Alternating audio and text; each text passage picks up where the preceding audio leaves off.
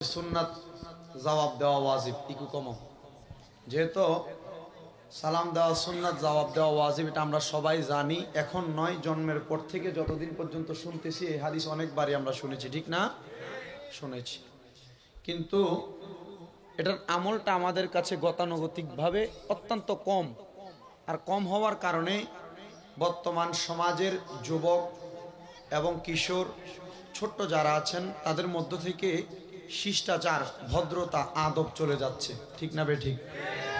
এই জন্য আপনাদের সবার কাছে বলবো, আপনারা সালামের জবাব মধুর সুরে ইমানি আওয়াজে জজবা নিয়ে দিবেন।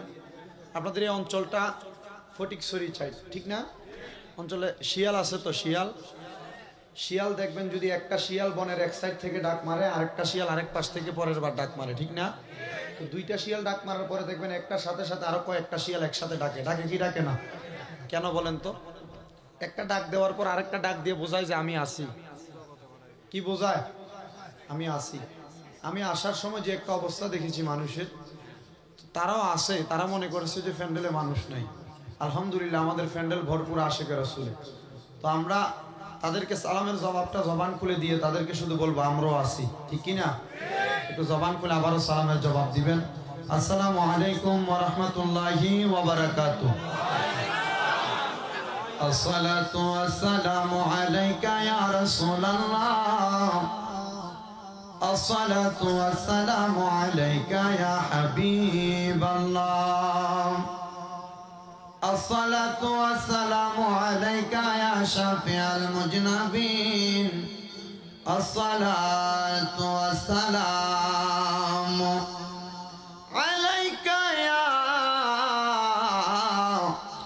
রাহমাতাল লিল আলামিন। আলহামদুলিল্লাহি ওয়াসসালাতু আলা নাবিয়িহি ওয়াল ওয়াজনু ওয়াল আদলু ওয়াল ফাদলু ওয়ান নাজমু বিল জুজাম বিওয়াহদাতিহি বিকিবরিয়াইহি ওয়া বিসুলতানিন ওয়া বিইতিকানিন ওয়া বিঈমানিন ওয়া বায়ানিন ফি ফুরকান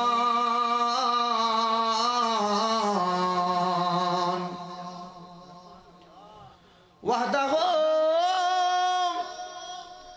লা শারীকা লাহু ওয়ালা নাযীদা লাহু ওয়ালা জিদ্দা লাহু ওয়ালা নিদ্দা আজমালা আন ওয়ালাদাহু ওয়া নাশহাদু আন্না সাইয়্যিদানা ঈমানানা ওয়া খুতওয়াতানা ওয়া সানাদানা মুহাম্মাদুর রাসূলুল্লাহ সাল্লাল্লাহু আলাইহি ওয়াসাল্লাম আল্লাযী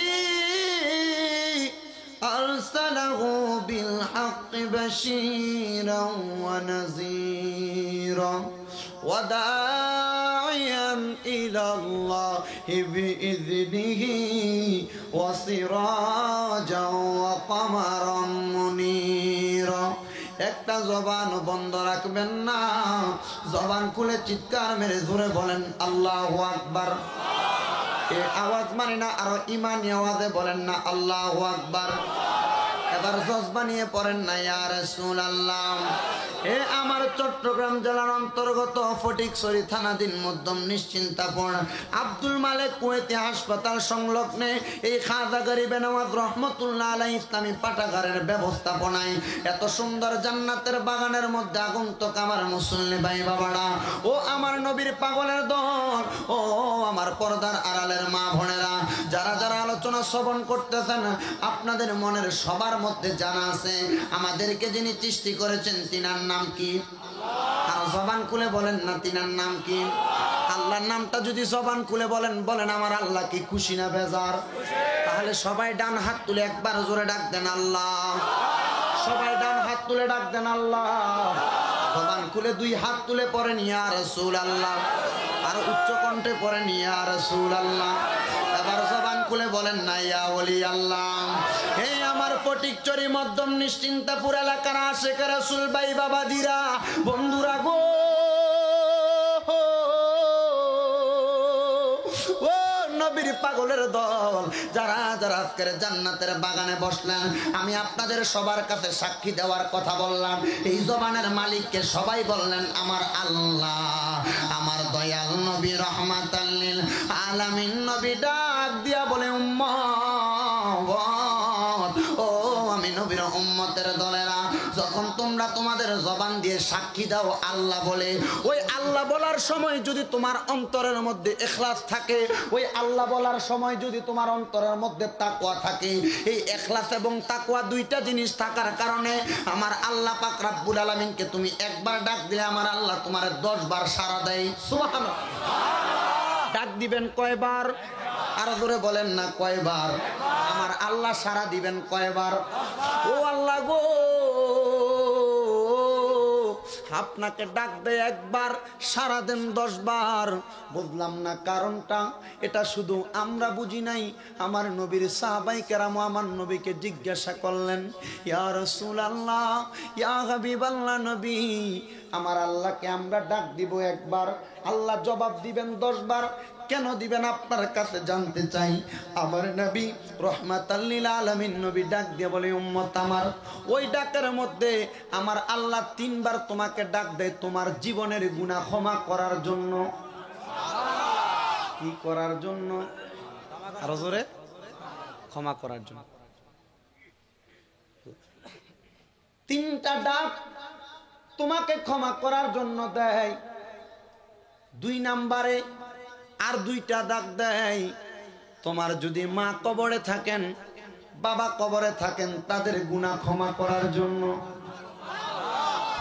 6 নাম্বার আমার আল্লাহ পাক রব্বুল আলামিন তোমাকে ডাক দেন, যদি তুমি কোনো বিপদে থাকো, তোমার বিপদ মুক্ত করার জন্য। 7 নাম্বার আমার আল্লাহ ডাক দেয়। আল্লাহ কেন ডাক দেন? আমার আল্লাহ বলেন, বান্দার যদি রিজিক না থাকে, বান্দার যদি কামাই রুজির মধ্যে বরকত না থাকে, তাকে বরকত দেওয়ার জন্য আমি আল্লাহ ডাক দেই। ও আল্লাহ, 8 নাম্বার কেন আপনি ডাক দেন? আমার আল্লাহ বলেন, হে আমার বান্দার দল, আমি আল্লাহ পাক রব্বুল আলামিন তোমাদেরকে 8 নাম্বারে ডাক দেওয়ার কারণ হইল, যদি তুমি দুনিয়ার জমিনের মধ্যে খারাপ কুপথের মধ্যে চলে যাও, অন্যায় পথে চলে যাও, অন্যায় থেকে তোমাকে বাঁচানোর জন্য। 9 নাম্বার আল্লাহ কেন ডাক দেন? আমার আল্লাহ পাক রব্বুল আলামিনের হাবিব বলতেছেন, 9 নাম্বারে তোমাকে ডাক দেই ইহদিনাস সিরাতাল মুস্তাকিমের রাস্তায় রেখে, হেদায়েতের রাস্তায় দেখে কবরের পথটা সুগম করার জন্য। আমার নবীকে সাহাবায়ে কেরাম বলে, ইয়া রাসূলুল্লাহ, আমার আল্লাহ পাক রব্বুল আলামিন 10 নম্বরে কেন ডাক দেয়? আমার নবী বলেন, 10 নম্বরে কেন ডাক দেয় তোমরা জানোনি? ইয়া রাসূলুল্লাহ কেন? আমার আল্লাহ পাকের পেয়ারা হাবিব বলেন, 10 নম্বরে ডাক দেওয়ার কারণ হইল, তোমাকে অন্ধকার কবরে যাওয়ার পর ঘোষণা করে দেয়, ফা দাখালাল জান্নাতা, জান্নাত পর তুমি জান্নাতের মধ্যে প্রবেশ করো। জবান খুলে জোরে জোরে বলেন আল্লাহু আকবার। আমার ভাইয়েরা, বাবারা, বন্ধুরা, একবার আল্লাহ বলে ডাক দিলে যদি আমার আল্লাহ আমাদেরকে 10টা নিয়ামত দেওয়ার জন্য প্রস্তুত হয়ে থাকে, আপনারা জবান খুলে বলেন, আমরা ওই আল্লাহকে আরেকবার আল্লাহ বলে ডাক দিতে রাজি আছি না নাই?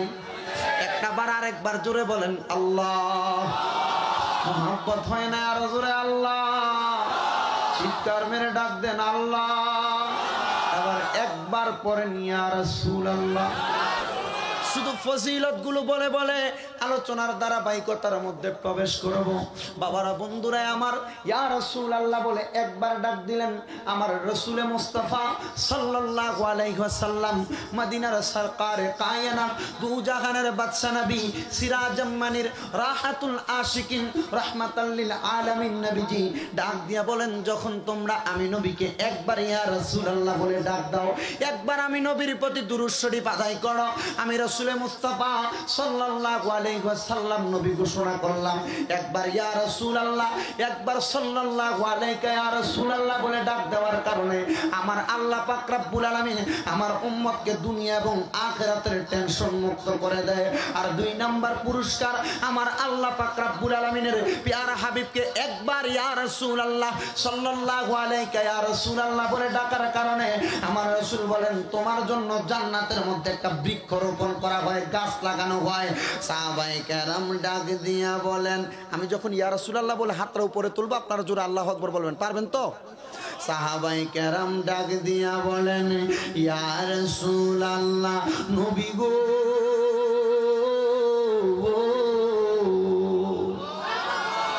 ও মায়ার নবী গো, আপনি বললেন একবার যদি আপনি নবীকে ইয়া রাসূলুল্লাহ বলে ডাক দেওয়া হয়, আমার আল্লাহ জান্নাতের মধ্যে একটা বৃক্ষ রোপণ করে। নবী গো, ওই বৃক্ষটা রোপণ করার কারণে আমাদের লাভটা কি হবে? আমার নবী ডাক দিয়ে বলে, উম্মত, যখন তোমার জন্য বৃক্ষটা রোপণ করে দেওয়া হয়, ওই বৃক্ষটার মধ্যে যতগুলা গাছপালার পাতা থাকবে, যখন তুমি হাসরের ময়দানে মিজানের পাল্লায় তোমার একটা দাড়ি পাল্লায় আমলগুলো দেওয়া হবে, আর একটা দাড়ি পাল্লায় গুনাহগুলো দেওয়া হবে। যখন দেখা যাবে তোমার গুনার পাল্লাটা ভারী হয়ে আছে, আমলের পাল্লাটা উপরের দিকে উঠে আছে, এই সাহাবায়ে কেরাম আমার উম্মত যখন আমি নবীর প্রতি একবার দুরূদ শরীফ পড়বে, তার জন্য যখন জান্নাতে একটা বৃক্ষ রোপণ করা হবে, ওই বৃক্ষটার মধ্যে যতগুলা পাতা থাকবে, ওই পাতার পরিমাণ সওয়াব দিয়ে তার বদ আমল নামাটাকে ঝংকার করার জন্য, বদ আমলগুলা ধ্বংস করার জন্য ওই পাতার পরিমাণ সওয়াব তার আমল নামার মধ্যে দেওয়া হবে। ইয়া রাসূলুল্লাহ, যদি ওই সময় আপনার উম্মতের আমল কম হয়, আপনার উম্মত ওই সময় কি করবে? আমার নবী বলেন, ওই গাছটার যত ওজন হবে গো, আমার উম্মতের আমল নামার সওয়াবের পাল্লায় ওই গাছটাকে পর্যন্ত তোলা হবে। তাহলে সুন্নি মুসলমান আশিক রাসূল ভাইরা, মিলাদুন নবীর মাসে, ফাতিহার মাসে, শুহাদে কারবালার মাসে সদা সর্বদা আমরা সবাই তো আমার নবীর প্রতি একবার দুরূদ শরীফ পড়ি না, 2 বার দুরূদ শরীফ পড়ি না, বারবার দুরূদ শরীফ পড়ি। চিন্তা করে দেখেন, একবার আমার নবীর প্রতি দুরূদ শরীফ পড়লে যদি আমার আল্লাহ আমাদের প্রতি এতগুলো ইহসান করতে পারেন, আমরা হাজার হাজার লক্ষ লক্ষ বার মুহাব্বত নিয়ে দুরূদ শরীফ পড়লে আমার আল্লাহ আমাদের প্রতি ইহসান করে জান্নাতি বানাতে পারে কি পারে না? আমার ভাইয়েরা, বাবারা, বন্ধুরা, আলোচনার মূল সাবজেক্টে যাওয়ার আগে আমি আপনাদেরকে আল্লাহর নাম জবান দিয়ে বাহির করার উদ্দেশ্য ঈমানি চেতনা রক্ষা করা। ইয়া রাসূলুল্লাহ মুখ দিয়ে বের করার উদ্দেশ্য হইল আপনাদের অন্তরে রাসূলের মুহাব্বত পয়দা করা। আল্লাহ এবং তার রাসূলের মুহাব্বত না থাকলে, ঈমানি চেতনা করা না থাকলে আপনারা আলোচনা শুনতে পারবেন, কোনো লাভ হবে হবে? এই জন্য সবাইকে আল্লাহু আকবার বলাইলাম, ইয়া রাসূলুল্লাহ বলতে বললাম, বললেন। তবে আমি জানতে চাই বাবারা, আজকে এই আলোচনার প্রারম্ভে আল্লাহ পাকের কোরআন শরীফ থেকে সামান্য পরিমাণ তেলাওয়াত হবে। আপনারা সবাই আল্লাহর কোরআনের তেলাওয়াতটা এই কারণে করবেন, নবী আমার ইবনে আব্বাস রাদিয়াল্লাহু তাআলা আনহুর হাদিসে মুবারাকার মধ্যে বলেন, যারা বেশি বেশি আল্লাহর কোরআনের তেলাওয়াত করে, আমার আল্লাহ পাক রব্বুল আলামিন তাদের কলবের ময়লা পরিষ্কার করে, তাদের কলবের মধ্যে একটা নূরের আলো জ্বালিয়ে দেন। কিসের আলো? আমরা যখন গুনাহ করি, গুনাহ করার কারণে আমাদের কলবটা মরিচিকার মতো অন্ধকার হয়ে যায়। হযরত ইবনে আব্বাস রাদিয়াল্লাহু তাআলা আনহু বলছেন যে যখন আল্লাহ পাকের বান্দা, রাসূল পাকের উম্মত আল্লাহ পাকের কোরআনে হাকিমের তেলাওয়াত করে, তাদের এই অন্তরটা আলোকিত হয়ে যায়।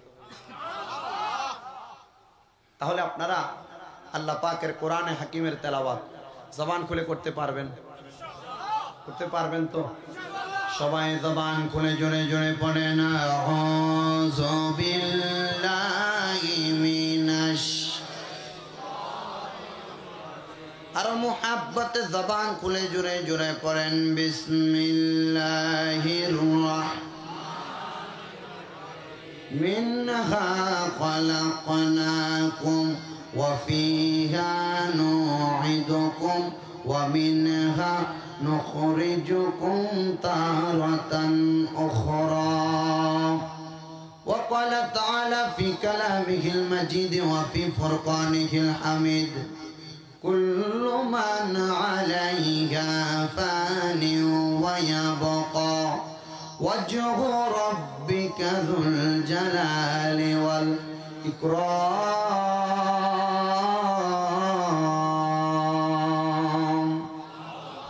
وقال تعالى في كلامه المجيد وفي فرقانه الحميد واعبدوا الله ولا تشركوا به شيئا وبالوالدين إحسانا.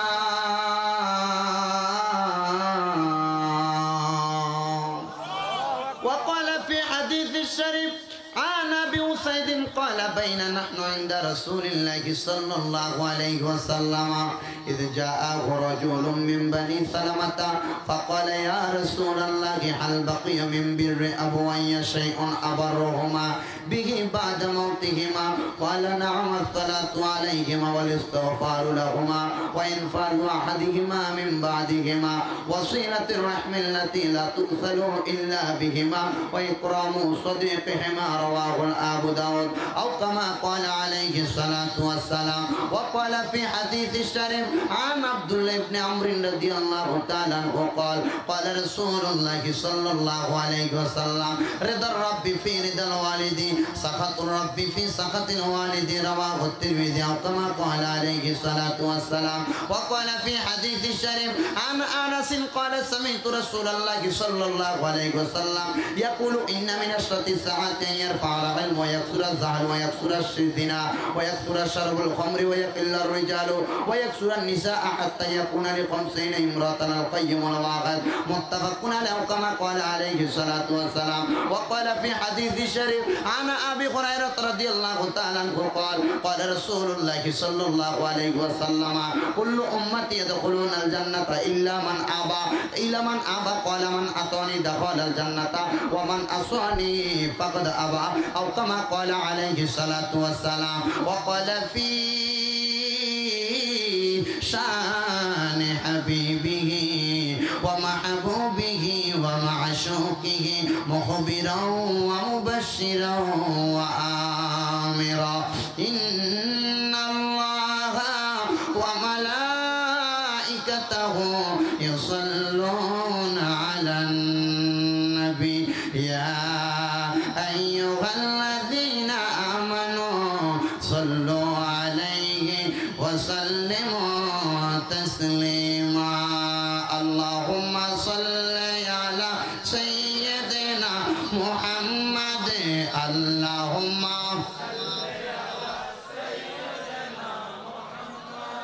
نبينا شافينا محمد اللهم صل على نبينا. আপনারা তো আস্তে দুরূদ শরীফ আদায় করছেন, আস্তে দুরূদ শরীফ আদায় করছেন।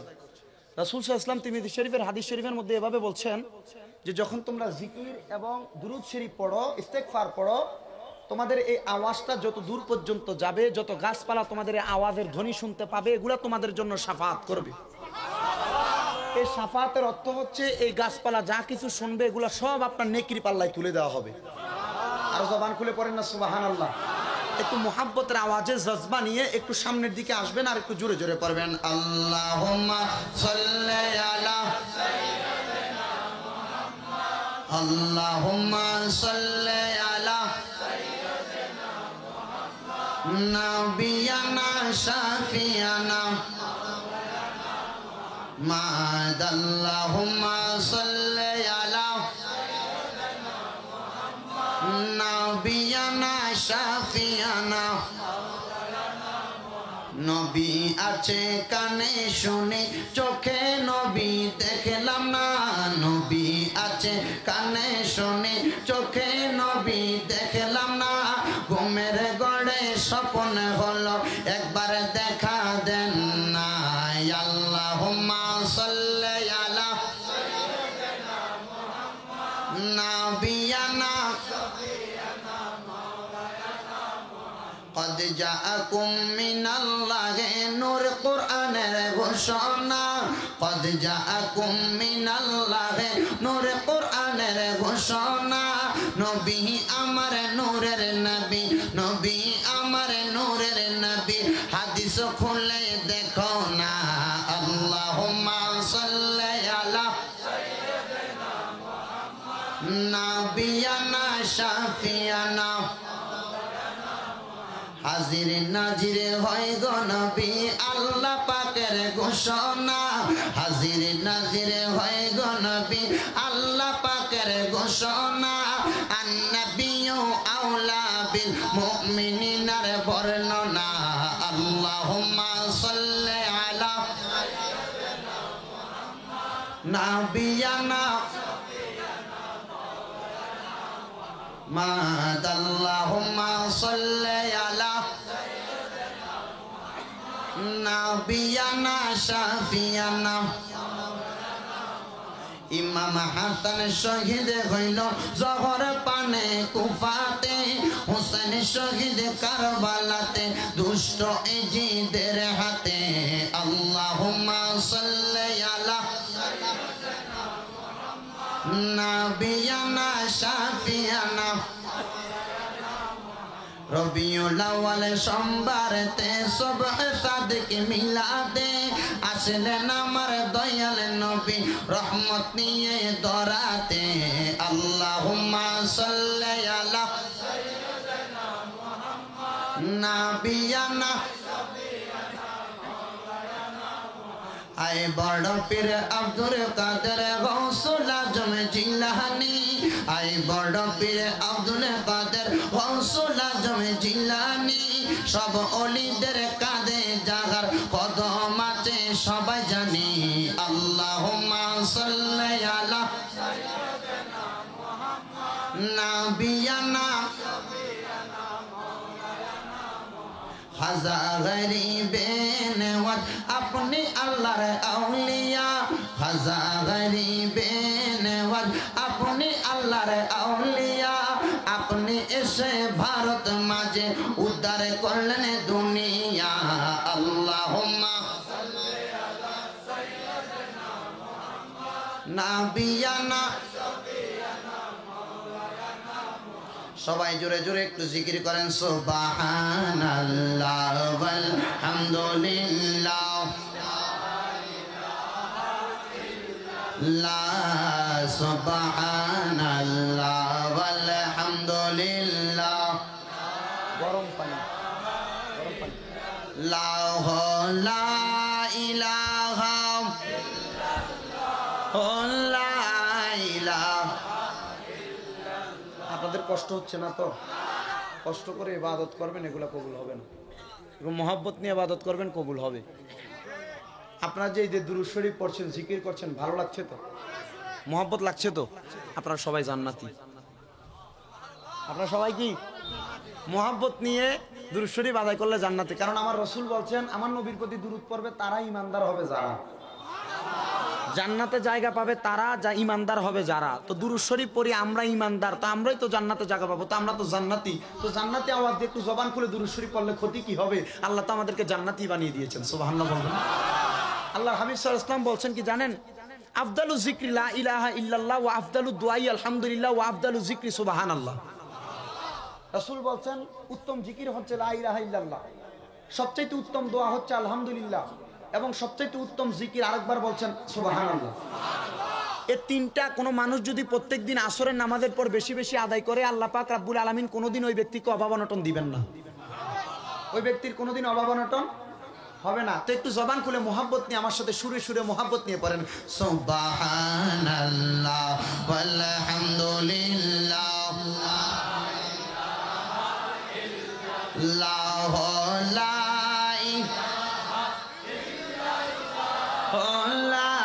ইলাহা ইল্লাল্লাহ সুবহানাল্লাহ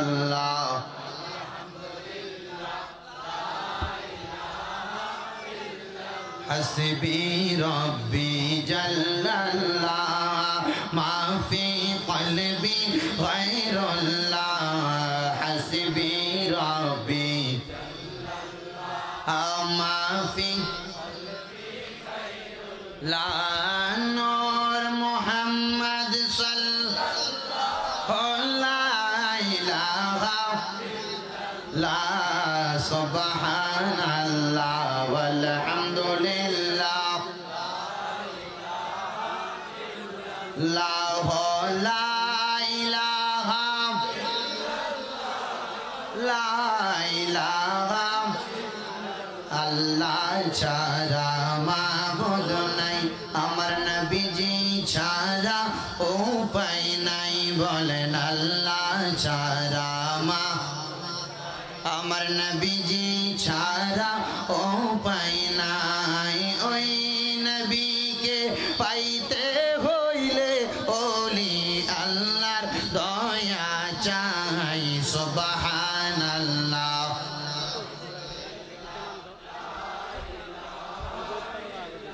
লা ইলাহা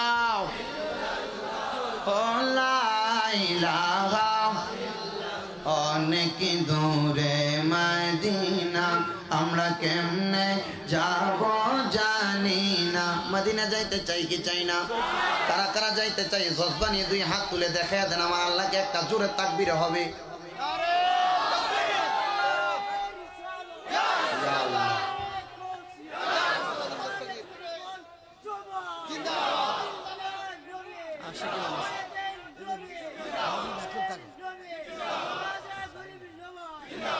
মারহাবা করেন আমার তো নিজের আলোচনা সজবে এমনি উঠে যাবে যে মুরব্বী তাকবীর দিস আপনার আব্বা দাঁত আসেনি দেখি আছে তো সব দাঁত আছে তো তাকবীরের নমুনা ভালো তো উনি যে জোরে তাকবীর দিছে আপনারা তো এই জোরে তাকবীর দেন নাই মদিনা যাইতে চান আপনারা আমি ফটিকছড়ির রাস্তাঘাট যে অবস্থা দেখছি মদিনা যাবেন দূরের কথা চট্টগ্রাম শহরে যাওয়ার আগে চাক্কা পাংচার হয়ে যাবে আসলে মদিনা যাইতে চাননি তো মদিনা যেতে হলে হযরত বেলাল হাফসির মতো আওয়াজ দিতে হবে হযরত বেলাল হাফসি রাদিয়াল্লাহু তাআলা আনহু যখন মসজিদে নববীতে আযান দিতেন মদিনার সাহাবায়ে কেরামগণ আশিকে রাসূল হয়ে দিশেহারা হয়ে নবীজির পেছনে নামাজ আদায় করার জন্য চলে আসতেন একটু জবান খুলে মুহাব্বত নিয়ে আওয়াজ দেন কারা কারা মদিনা যাইতে চায় একটা জোরে তাকবীর হবে তো ভাই জোরে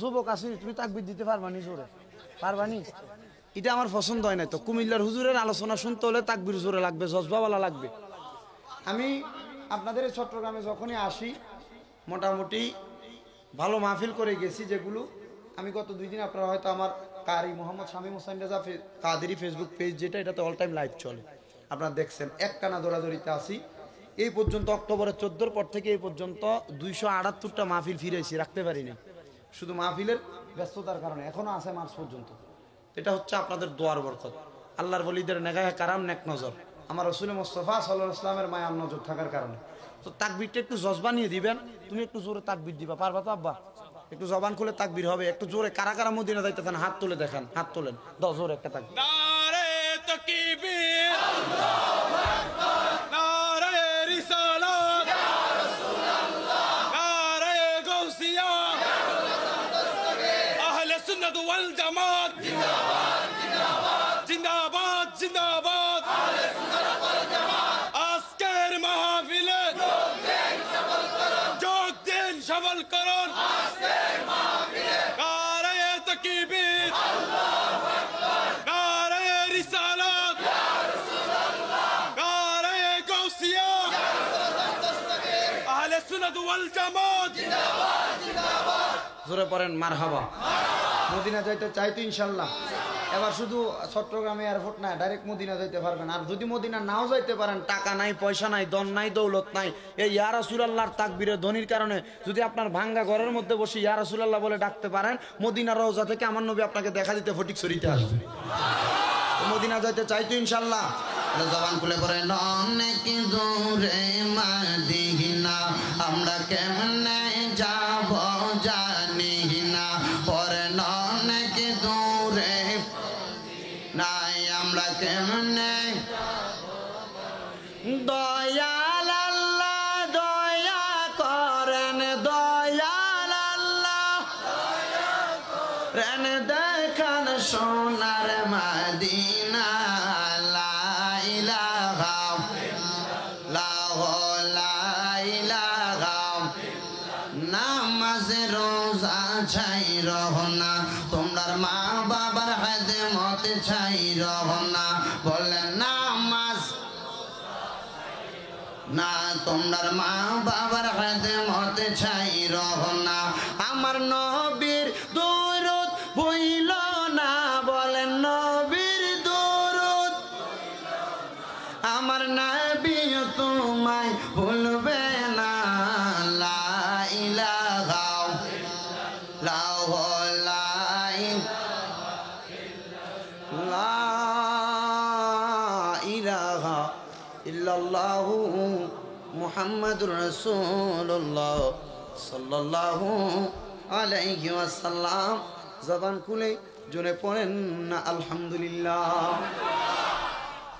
মুআজ্জিজ সদরে মুহতারাম, আজকে এই চট্টগ্রাম জেলার অন্তর্গত ফটিকছড়ি থানাধীন মধ্যম নিশ্চিন্তাপুর আব্দুল মালেক কুয়েতি হাসপাতাল সংলগ্নে খাজা গরিবে নওয়াজ রহমতুল্লাহ আলাই ইসলামী পাঠাগারের ব্যবস্থাপনায় জশ্নে ঈদ মিলাদুন নবী সাল্লাল্লাহু আলাইহি ওয়াসাল্লাম হিন্দুল ওলি আতে রসুল নায়েবে মুস্তফা হযরত খাজা গরিবে নওয়াজ মাইনুদ্দিন চিস্তি সঞ্জিরি আজমিরি রহমতুল্লাহ আলাই ও বিশ্বের সকল অলিগণ এবং মুসলিম ভাই বোনদের ফাতিহা উপলক্ষে আজকে এই 17তম বার্ষিক সুন্নি সম্মেলন, এই সম্মেলনের যিনি সম্মানিত সভাপতি পীরে তরিকত হযরতুল হাজ আল্লামা সৈয়দ মুহাম্মদ মুসিহুদুল্লাহ মাদ্দাদিল্লাহুল আলী বারাকাল্লাহু ফি হায়াতি, আল্লাহ পাক হুজুরের হায়াতে বরকত দান করুন। সাজ্জাদান সিন তেলপাড়ই সৈয়দ বাড়ি দরবার শরীফ আমার পূর্বে অত্যন্ত মূল্যবান আলোচনা করেছেন। এই মাহফিলের সম্মানিত প্রধান অতিথি সুন্নিয়তের বলিষ্ঠ কণ্ঠের সুর হযরতুল হাজ আল্লামা মুফতি নাজিমউদ্দিন নুরি আল কাদরি মাদ্দাজিল্লাহুল আলী সুপার মাসুমিয়া ইসলামিয়া সুন্নিয়া মাদ্রাসা 2000 পরিষেবা চন্দ্রনাইশ চট্টগ্রাম। আলোচনা করেছেন সুন্নিয়তের বলিষ্ঠ কণ্ঠস্বর উদীয়মান তরুণ বক্তা হযরত মাওলানা মোহাম্মদ নাইম রেজা কাদরি। আলোচনা করেছেন বিশেষ বক্তা মাওলানা আবুল কাশেম আত্তারি, বিশেষ বক্তা মাওলানা আব্দুস সবুর রিজভী। মাহফিল পরিচালনা করছেন মাওলানা মোহাম্মদ আজিজ খান কাদরি এবং ব্যবস্থাপনা যারা করেছেন খাজা গরিবে নওয়াজ রহমতুল্লাহ আলাইহি ইসলামী পাঠাগার। আজকের এই মাহফিলে টাকা দিয়ে, পয়সা দিয়ে, শ্রম দিয়ে, বুদ্ধি দিয়ে, পরামর্শ দিয়ে, গায়ে খেটে এবং উপস্থিত হয়েছেন আমার ডাইনে বামে সামনে বসে থাকা দাড়ি পাকা বুড়ো বুড়ো মুরব্বী বাবারা, যুবক নৌজওয়ান ভাইয়েরা, ছোট্ট ছোট্ট মাসুম বাচ্চারা, পর্দার অন্তরালের মধ্যে আলোচনা শ্রবণরত আমার মা বোনেরা, সবার প্রতি আমার আন্তরিক সালাম। আসসালামু আলাইকুম ওয়া রাহমাতুল্লাহি ওয়া বারাকাতুহু। আপনারা বলেন এই জান্নাতের বাগান হয়েছে, আপনারা খুশি না বেজার? সবাই মোহাব্বতের আওয়াজে বলেন খুশি না বেজার? এই জান্নাতের বাগানে বসেছেন সবাই খুশি, কিন্তু আওয়াজের নমুনা যে আওয়াজ করছেন এই আওয়াজ খুশির আওয়াজ না, মনে হচ্ছে সবাই ঘুমাইতেছেন, হুজুর খুশি না, কোন রকম তাবারুক দিলে যাবো আর কি বাড়িতে, এমন। আসলে কি আপনারা খুশি? মন থেকে বলেন তো সবাই খুশি? দেখি দুই হাত তুলে দেখান তো কারা কারা বেজার।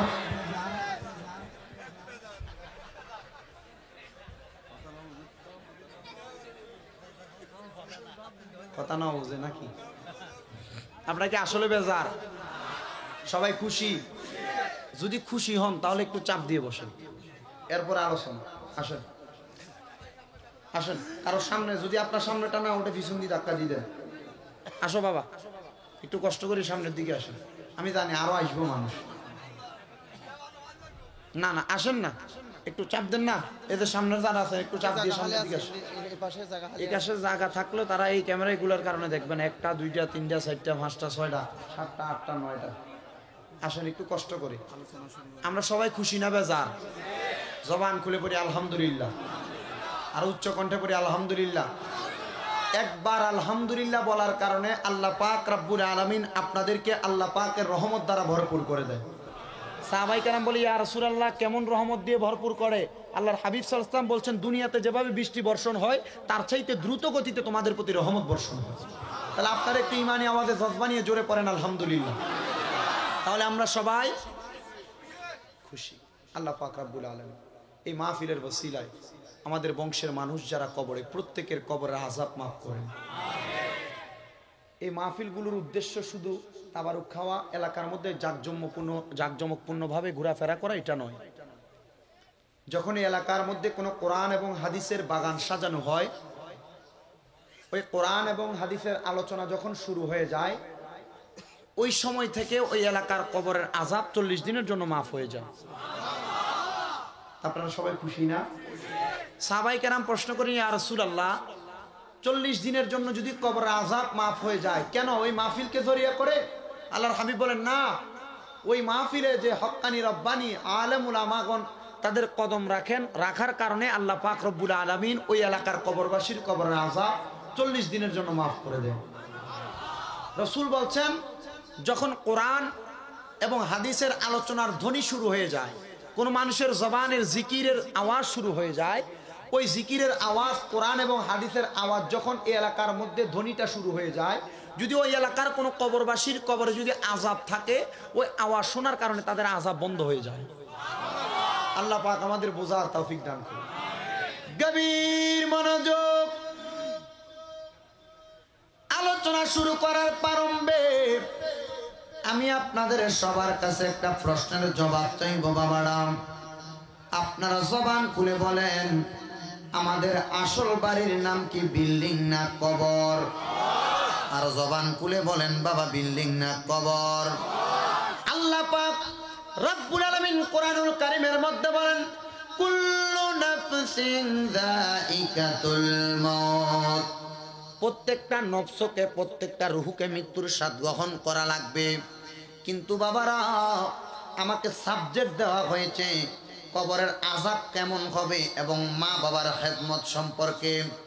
এ বন্ধু আমার, যে তো প্রত্যেকটা প্রাণীকে মৃত্যুর স্বাদ গ্রহণ করা লাগবে, কিন্তু লক্ষ্য করে দেখেন, আমরা মৃত্যু থেকে কোথায় যেন পলায়ন করতেছি, আমরা মৃত্যু থেকে কোথায় যেন চলে যাচ্ছি। আমাদের মরণের কথা একবার স্মরণ হচ্ছে না। আমার রাসূল বলেন, হে দুনিয়ার মানুষ, যখন মৃত্যু থেকে মানুষগুলো পলায়ন করার চেষ্টা করে, কিন্তু মানুষগুলো জানে না তারা তো মৃত্যু থেকে বাঁচতে পারবে না। ওই মৃত্যুর পরে আল্লাহ পাক ওই মানুষগুলোর জন্য দুইটা পজিশন রেখেছেন। সাহাবায়ে কেরাম ডাক দিয়ে বলেন, ইয়া রাসূলুল্লাহ, দুইটা পজিশন কি আপনি নবী আমাদেরকে বলে দেন? নবী আমার বলেন, ওই দুইটা পজিশনের মধ্যে সর্বপ্রথম পজিশনের নাম হচ্ছে জান্নাত, 2 নাম্বার পজিশনের নাম হলো জাহান্নাম। যদি মানুষগুলো মৃত্যু থেকে বাঁচার চেষ্টা না করে, ওই মানুষগুলো জাহান্নামের কঠিন আযাব থেকে বাঁচার চেষ্টা করত, আমার আল্লাহ পাক রব্বুল আলামিন তাদেরকে জাহান্নাম থেকে বাঁচিয়ে দিতেন। ইয়া রাসূলুল্লাহ, জাহান্নাম কি এতই ভয়ঙ্কর? ওই জাহান্নাম থেকে বাঁচার কথা আমার রাসূল আপনি বারবার বলতেছেন। নবী আমার ডাক দিয়ে বলেন, উম্মত, যদি তোমরা জাহান্নামের আযাব সম্পর্কে জানতে, তাহলে কোনোদিন ওই জাহান্নামের আযাবের কথা স্মরণ করে নামাজ ছাড়তে না, ওই জাহান্নামের আযাবের কথা স্মরণ করে তোমরা মওলার ইবাদত ছাড়তে না। ইয়া রাসূলুল্লাহ, ইয়া হাবিবাল্লাহ, জাহান্নামের আযাব, মানুষ যদি জাহান্নামে একদিন প্রবেশ করে, মানুষ কতদিন থাকবে?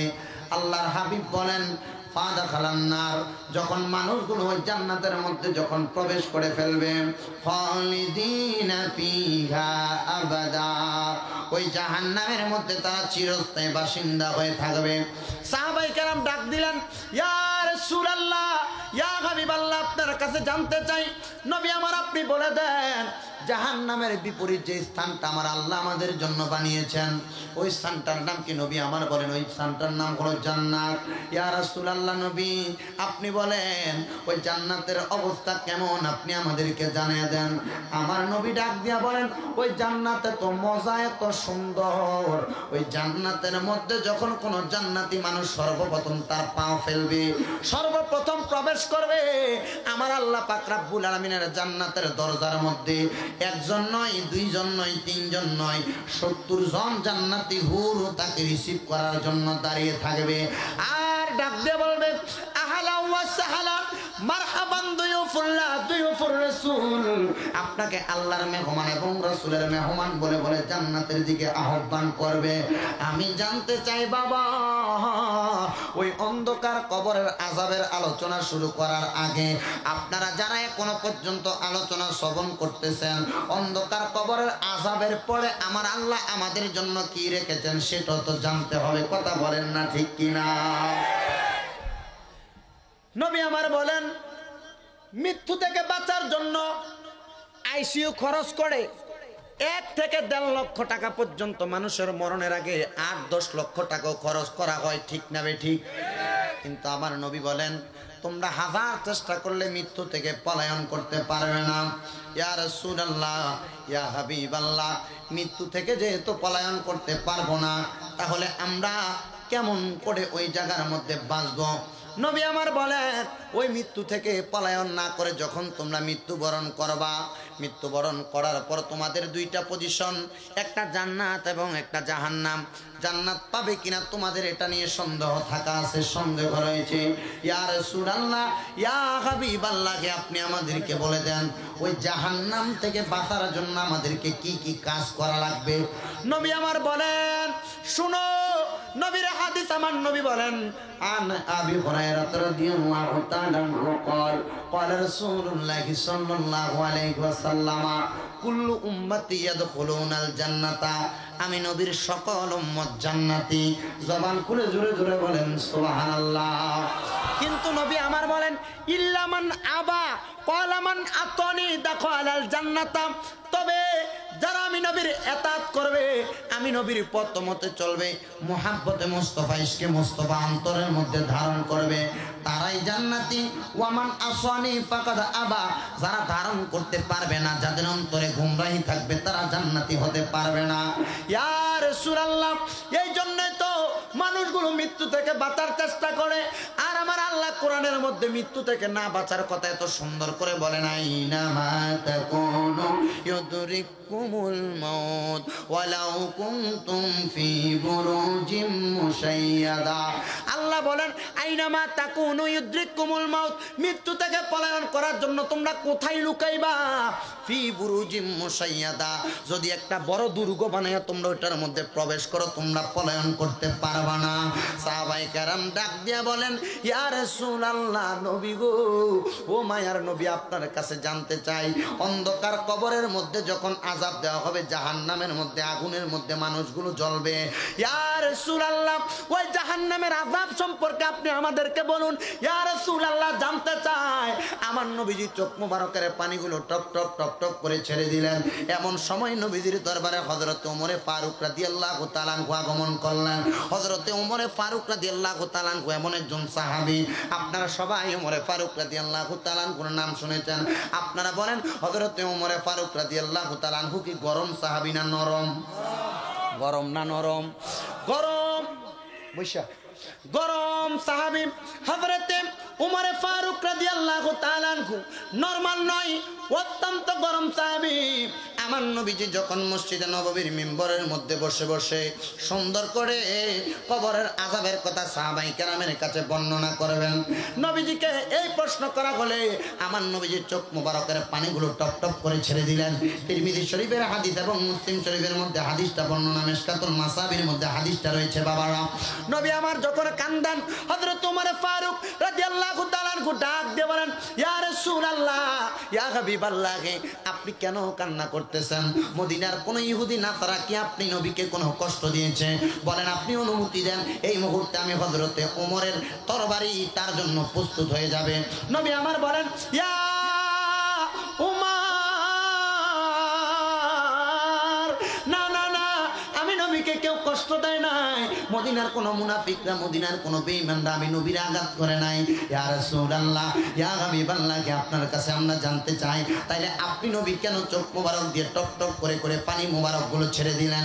আমার নবী ডাক দিয়া কয়, ওমর, আমি নবী কবরের আযাবের কথা স্মরণ করে করে কান্না করি। ইয়া রাসূলুল্লাহ, আপনি নবীর দুনিয়াতে কোনো ভয় নাই, কবরে কোনো ভয় নাই, রাব্বুল আলামিন ওয়া আনা আউয়ালু মান ইয়াকরাউ বাবাল জান্নাতা। আপনি নবীকে আমার আল্লাহ সর্বপ্রথম জান্নাতের দরজা খোলার অধিকার দিয়েছে। আপনি নবী কেন কান্না করেন নবী গো? আমার নবী বলেন, আমি নবী তো আমার জন্য কান্না করি না, আমার এমন কিছু গুনাহগার উম্মত থাকবে যারা অন্ধকার কবরে জাহান্নামের আযাবের মধ্যে জ্বলবে, এই জন্য আমি নবী কান্না করতেছি। ইয়া রাসূলুল্লাহ, ইয়া হাবিবাল্লাহ, জাহান্নামটা কি অনেক ভয়ঙ্কর আপনার কাছে আমরা জানতে চাই। নবী আমার বলেন, ক্বালা নাম, হ্যাঁ অবশ্যই জাহান্নাম বড় ভয়ঙ্কর। ইয়া রাসূলুল্লাহ, জাহান্নাম কত ভয়ঙ্কর? আমার নবী বলেন, শুনো শুনো শুনো, জাহান্নাম কত ভয়ঙ্কর। দুনিয়ার কোন মানুষ যদি জাহান্নামের আযাব দেখতো, একটা মানুষও সেজদা থেকে তাদের মাথাটা তুলতো না। তাদের সেজদা সারাক্ষণ সুবহানা রব্বিয়াল আলা বলার জন্য অবনতি হয়ে থাকতো। কবরেরই আযাব যদি মানুষ দেখিত, বলেন কবরেরই মানুষ দেখিত, ঘরবাড়ি ছাড়িয়া পাগল হইত। বাবারা, অনেক যুবক আছেন, অনেক মুরব্বী বাবা আছেন, অনেক পর্দার আড়ালের মা বোনের আলোচনা শ্রবণ করতেছেন। এখনো পর্যন্ত অন্ধকার কবরের কথা স্মরণ করে কান্না করেছেন? এখনো পর্যন্ত ওই কবরের ভয়ঙ্কর পরিস্থিতি স্মরণ করে একটা বার নিজেকে ছোট মনে করেছেন? এখনো পর্যন্ত ওই কবরের আযাব কেমন হবে নিজে চিন্তা করেছেন? এই যে আজকে খাজা গরিবে নওয়াজ রহমতুল্লাহ আলাইহি ইসলামী পাঠাগারের এতগুলা যুবক ভাই, এতগুলা মুরব্বী বাবা, এতগুলা এলাকাবাসী এই মাহফিলের আয়োজন করলো। আপনারা জানেন, আজকে আমাদের আশেপাশে আমাদের যারা আওলাদ রয়েছেন, আহাল রয়েছেন, প্রত্যেকটা মানুষের রুহু আমাদের পাশে ঘুরতেছে। তারা তাদের ডান হাতটা আপনাদের কাছে বাড়িয়ে দিচ্ছে, আপনারা দেখতেছেন না? ডান হাত বাড়িয়ে দিয়ে বলতেছেন, এ আমার আহাল, এ আমার সন্তান, এ আমার আত্মীয় স্বজন, তোমরা কেউ আসুনি আমার জন্য একটা ইবাদত, একটু দোয়া করবা, যার জন্য আল্লাহ আমাকে জান্নাত দিবেন। তো আপনি যখন এই মাহফিলে যারা বসেছেন আর যারা এখনো দোকানে আছেন, আপনার আহাল যারা আপনার কাছে আসবে, যারা মাহফিলে বসেছেন, তারা দেখবেন যে আপনি তাদের জন্যই সুবহানাল্লাহ, আলহামদুলিল্লাহ, লা ইলাহা ইল্লাল্লাহ বলে দোয়া করছেন। তো তারা এটা দেখার পর খুশি হয়ে যাবে, তারা কবরে যাবে। তো আল্লাহ পাক আদেশ করবেন তার কবর জান্নাত করে দাও। তো সে জিজ্ঞাসা করবে, আল্লাহ আমার কবর তো জাহান্নামে ভরপুর, আগুন ছিল, আযাব ছিল, এখন কবর কেন জান্নাতের সুমহান বাগান? তো আল্লাহ বলবে, তোমার কোনো আহাল দুনিয়া থেকে তোমার জন্য সওয়াব রেসানি করেছেন, ফাতিহা করেছেন, দোয়া করেছেন, বিদায় তোমার কবরে এখন শান্তি রয়েছে। তো শান্তি শুধু আপনি তার জন্য দেন নাই, সে জান্নাতে থাকার পর আপনার জন্য দোয়া করতেছে। দোয়াটা কি? সে ওইখান থেকে দোয়া করে, আল্লাহ আগে তার গুনাহ মাফ করেন, তারপর তাকে রিজিকের ফয়সালা করে দেন। আর যাদের বংশের মানুষ এমন অবস্থা দেখে নাই, যে আপনারা যারা দোকানপাটে ঘোরাফেরা করছেন, তো তারা অন্ধকার কবরে গিয়ে দেখবে আবার এই আযাবের অবস্থা রয়েছেন, তার সঙ্গী সাথী জান্নাতে। আল্লাহ আমার কেন এই অবস্থা? তো অন্ধকার কবরের এমন অবস্থা দেখে আল্লাহ পাক তাকে প্রশ্নের জবাব দিবেন, তুমি তাদেরকে তো ইসলামওয়ালা, কোরআনওয়ালা, হাদিসওয়ালা, এই কবরের আযাব সম্পর্কে ধারণা দেওয়া আসো নাই, বিদায় তারা এখন তোমার জন্য দোয়া করতেছে না, এই জন্য তোমার কবরে আযাব থাকবে। এই জন্য সবাই একটু জবান খুলে ওই কবরের আযাবের কথা স্মরণ করে মুহাব্বতের সাথে জোরে জোরে পড়েন, কবরেরই আযাব যদি মানুষ দেখিত, কবরেরই আযাব যদি মানুষ দেখিত, ঘরবাড়ি ছাড়িয়া পাগল হইত। আল্লাহুম্মা একটু সামনে চাপ দিয়ে বসুন। ওয়ালা মুহাম্মাদ ওয়ালা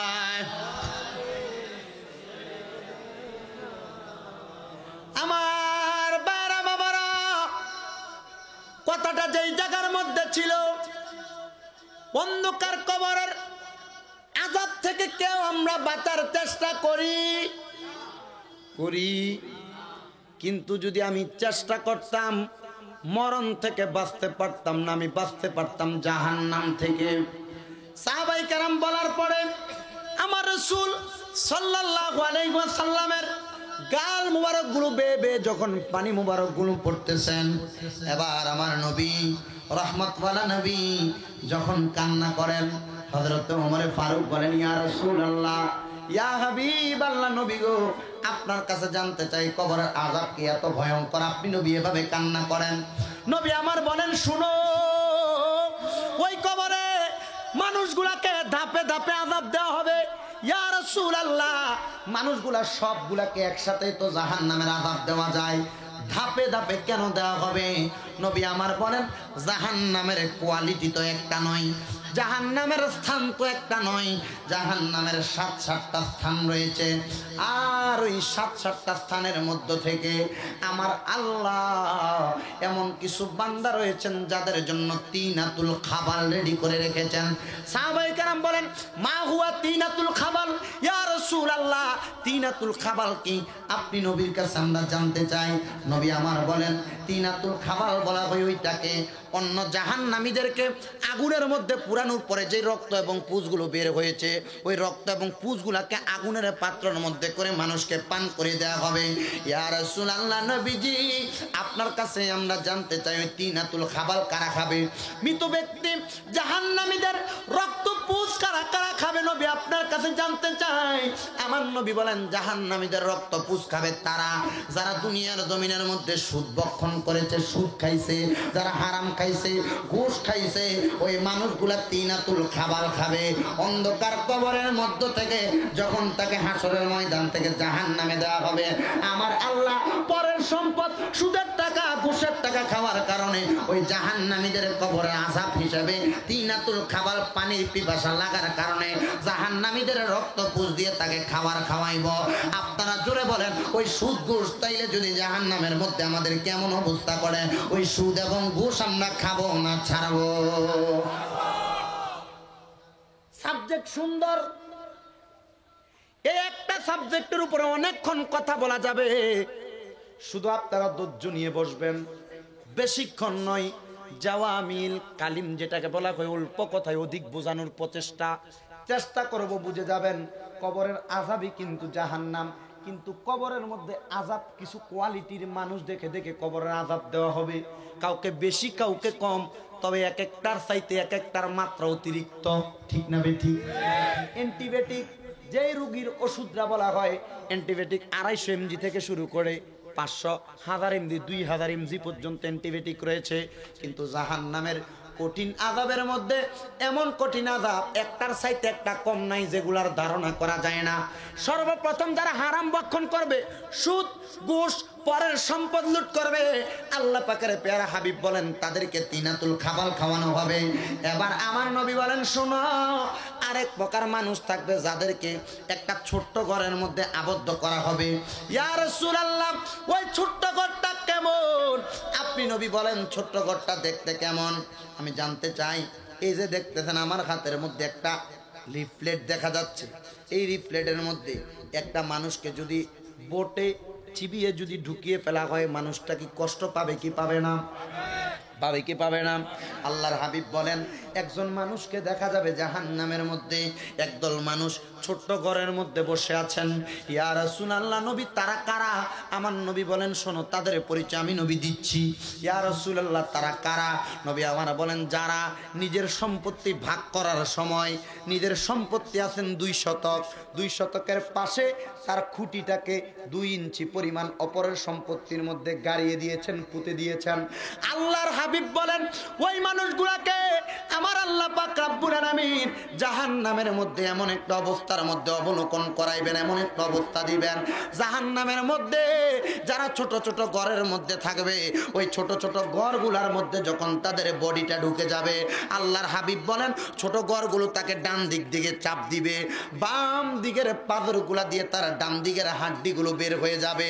আবার বাম দিক থেকে যখন চাপ দিবে, বাম দিকের সাটনা সিনার হাড্ডিগুলো তার ডান দিক দিয়ে বের হয়ে যাবে। এমন কষ্ট পাইব। আর জান্নাতীরা ডাক দিয়া বলবে, ইয়া রাসূলুল্লাহ, তাদেরকে কেন এমন কষ্ট দেওয়া হচ্ছে? ইয়া রাসূলুল্লাহ, আপনার কাছে আমরা জানতে চাই। নবী আমার বলেন, তাদেরকে একমাত্র কষ্ট দেওয়া হবে পরের সম্পদ লুণ্ঠন করার কারণে, অন্যের জমির মধ্যে নিজের খুঁটি দেওয়ার কারণে তাদের কেমন কষ্ট দেওয়া হবে। এবার আমার নবী বলেন, আরেক প্রকার মানুষ থাকবে যাদেরকে জাহান্নামের আগুনের মধ্যে দাউ দাউ দাউ দাউ করে জ্বলতেছেন, যাদেরকে দাউ দাউ করা আগুনের মধ্যে জ্বালানো হবে, কবরে আযাব দেওয়া হবে। ইয়া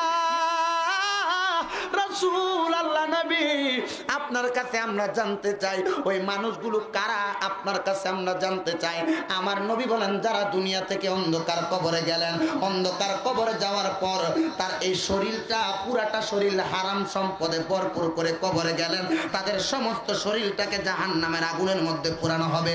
আল্লাহর হাবিবকে জিজ্ঞাসা করা হয়, ইয়া রাসূলুল্লাহ, ইয়া হাবিবাল্লাহকে আপনার কাছে আমরা সবাই জানতে চাই, নবী আমার আপনি আমাদেরকে বলেন, জাহান্নামের আগুনের মধ্যে ওই ব্যক্তিটাকে কেন পোড়ানো হবে? মানুষ তো তাদের জবান দিয়ে দিয়ে না, মুখ দিয়ে দিয়ে, জিহ্বা দিয়ে দিয়ে হারাম সম্পদ ভক্ষণ করে।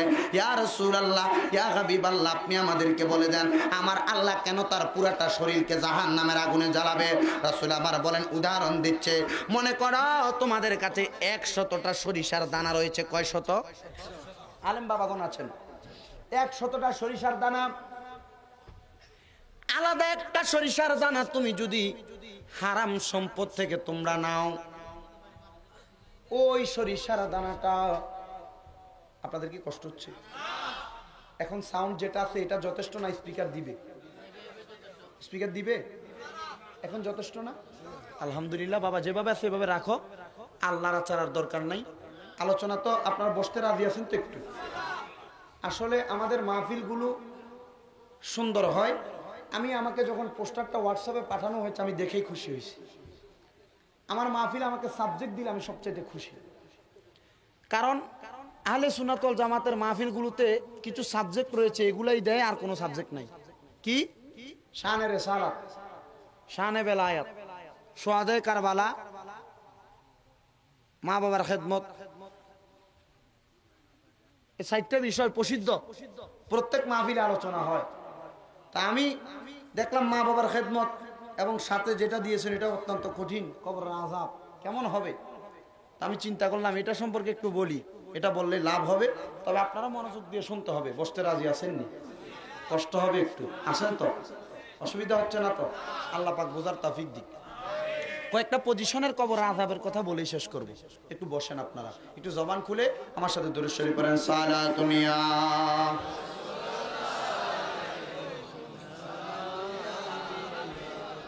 আলাইকুম, সালাতুন ইয়া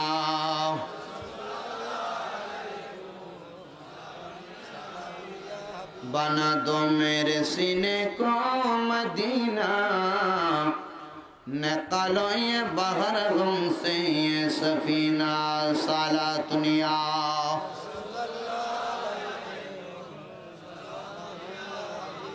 हकीकत से ये दुनिया तो कब्र है,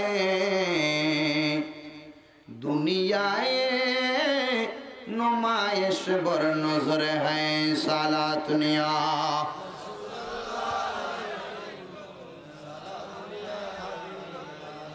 আমার বাইরা বাবারা, গভীর মনোযোগ নিয়ে বসবেন। 100টা সরিষার দানার মধ্যে আল্লাহর হাবিব বলেন, একটা সরিষার দানা যদি মিক্স করে দেওয়া হয় হারাম সম্পদের, যখন তুমি এটাকে মিক্স করবে, একসাথে সরিষাটাকে তৈলে রূপান্তরিত করবে, আর ওই তৈল যদি কোনো মুসলমান ভক্ষণ করে, ওই তৈল দ্বারা তার শরীরের মধ্যে কিছু রক্ত প্রবাহিত হয়। ওই রক্তগুলো প্রবাহিত হওয়ার কারণে সে তার শরীরে শক্তি সঞ্চার করে। শক্তি সঞ্চার করার কারণে ওই ব্যক্তির পুরাটা শরীরের মধ্যে রক্তটা চলাচল করে। ওই পুরা শরীরের পানির মধ্যে সামান্য পরিমাণ রক্ত অথবা চনা, খারাপ বস্তু যদি আপনি দিয়ে দেন, গরুর প্রস্রাব যদি দিয়ে দেন, পুরাটা পানি নষ্ট হবে। ঠিক তেমন ভাবে পুরা শরীরের মধ্যে একটু পরিমাণ হারাম সম্পদ দেওয়ার কারণে সারা শরীর তোমার ধ্বংস হয়ে গেল। আর ধ্বংস হওয়ার কারণে আপনাকে জাহান্নামের আগুনের মধ্যে পুরানো হবে। এবার আমার নবী বলেন, আমি নবী যখন মেরাজের মধ্যে গেলাম, মেরাজে যাওয়ার পর আমার আল্লাহ পাক আমাকে অনেক কিছু অবলোকন করাইলেন, দেখাইলেন। আল্লাহ পাক রব্বুল আলামিন আমাকে যখন সবকিছু অবলোকন করাইলেন, সর্বপ্রথম আমার আল্লাহ আমি নবীকে কি করলেন? সুবহানাল্লাযী আসরা বিআবদিহি লাইলাম মিনাল মাসজিদিল হারাম, মসজিদে হারাম থেকে মিনাল মাসজিদিল আকসাল্লাযী, মসজিদে আকসা পর্যন্ত, বারাকনা হাওলাহু লিনুরিয়াহু মিন আয়াতিনা ইন্নাহু হুয়াস সামিউল বাসীর। এমন জায়গার মধ্যে নিয়েছেন যেগুলো আমি নবীজির চোখের মধ্যে আমি দেখতে পাইলাম, চোখ মোবারকের মধ্যে। সর্বপ্রথম জায়গাটার নাম হইল লামকান, লামকানের পরের জায়গাটার নাম হইল আরশ আজিম। ওই আরশ আজিম দেখানোর পরে যখন আমি আল্লাহর সঙ্গে মেরাজ সম্পূর্ণ করলাম, মেরাজ শেষ করার পরে আমার আল্লাহ পাক রব্বুল আলামিন সর্বপ্রথম আমি নবীর জান্নাত দেখাইলেন। জান্নাতের মধ্যে ঢোকার পরে গো আমি নবী দেখতে পাইলাম এত সুন্দর অবস্থা। জিজ্ঞাসা করলাম, আল্লাহ এই জান্নাত কাদের জন্য? আল্লাহ পাক আমাকে উত্তর দিয়েছেন, ইয়া রাসূলুল্লাহ, আপনি নবীকে জান্নাতের মালিক বানিয়ে দেওয়া হয়েছে। আমার নবী বলেন, হ্যাঁ, ওয়া আনা আউয়ালু মান ইয়াকরাউ বাবাল জান্নাতা, আর আমার আল্লাহর আদেশ মোতাবেক সর্বপ্রথম আমি নবী জান্নাতের দরজা মোবারক খুলব।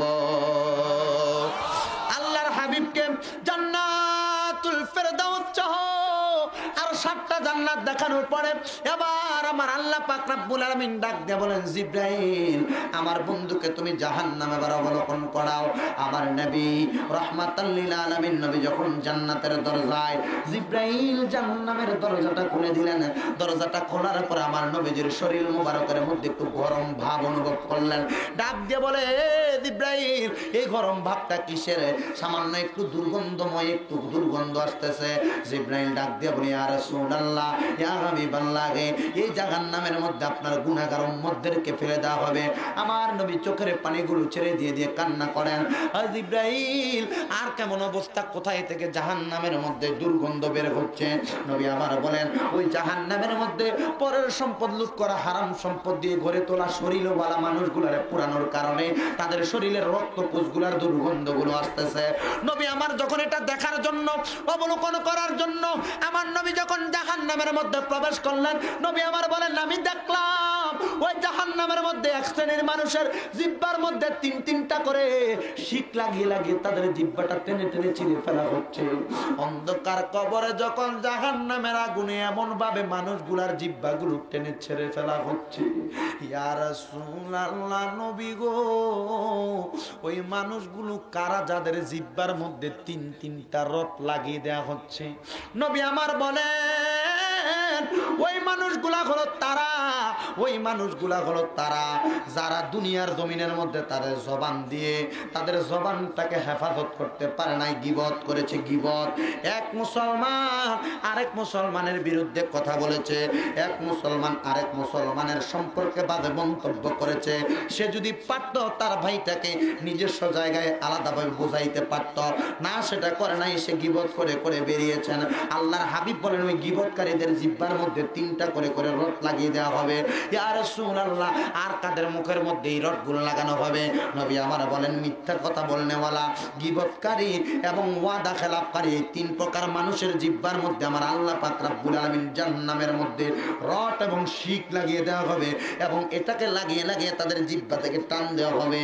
আমার নবী বলেন, এমন কষ্ট পাবে তাদের জিহ্বাগুলো তাদের ধোর থেকে, গলা থেকে, কণ্ঠনালী, হুলকুম থেকে বের হয়ে চলে আসবে। আবার আমার আল্লাহ পাক রব্বুল আলামিন তাদের হুলকুমের সাথে জোড়া দিবেন, আবার টান দিয়ে খুলবেন, আবার জোড়া লাগিয়ে দিবেন। জোরে করেন নাউজুবিল্লাহ। কবরের আযাব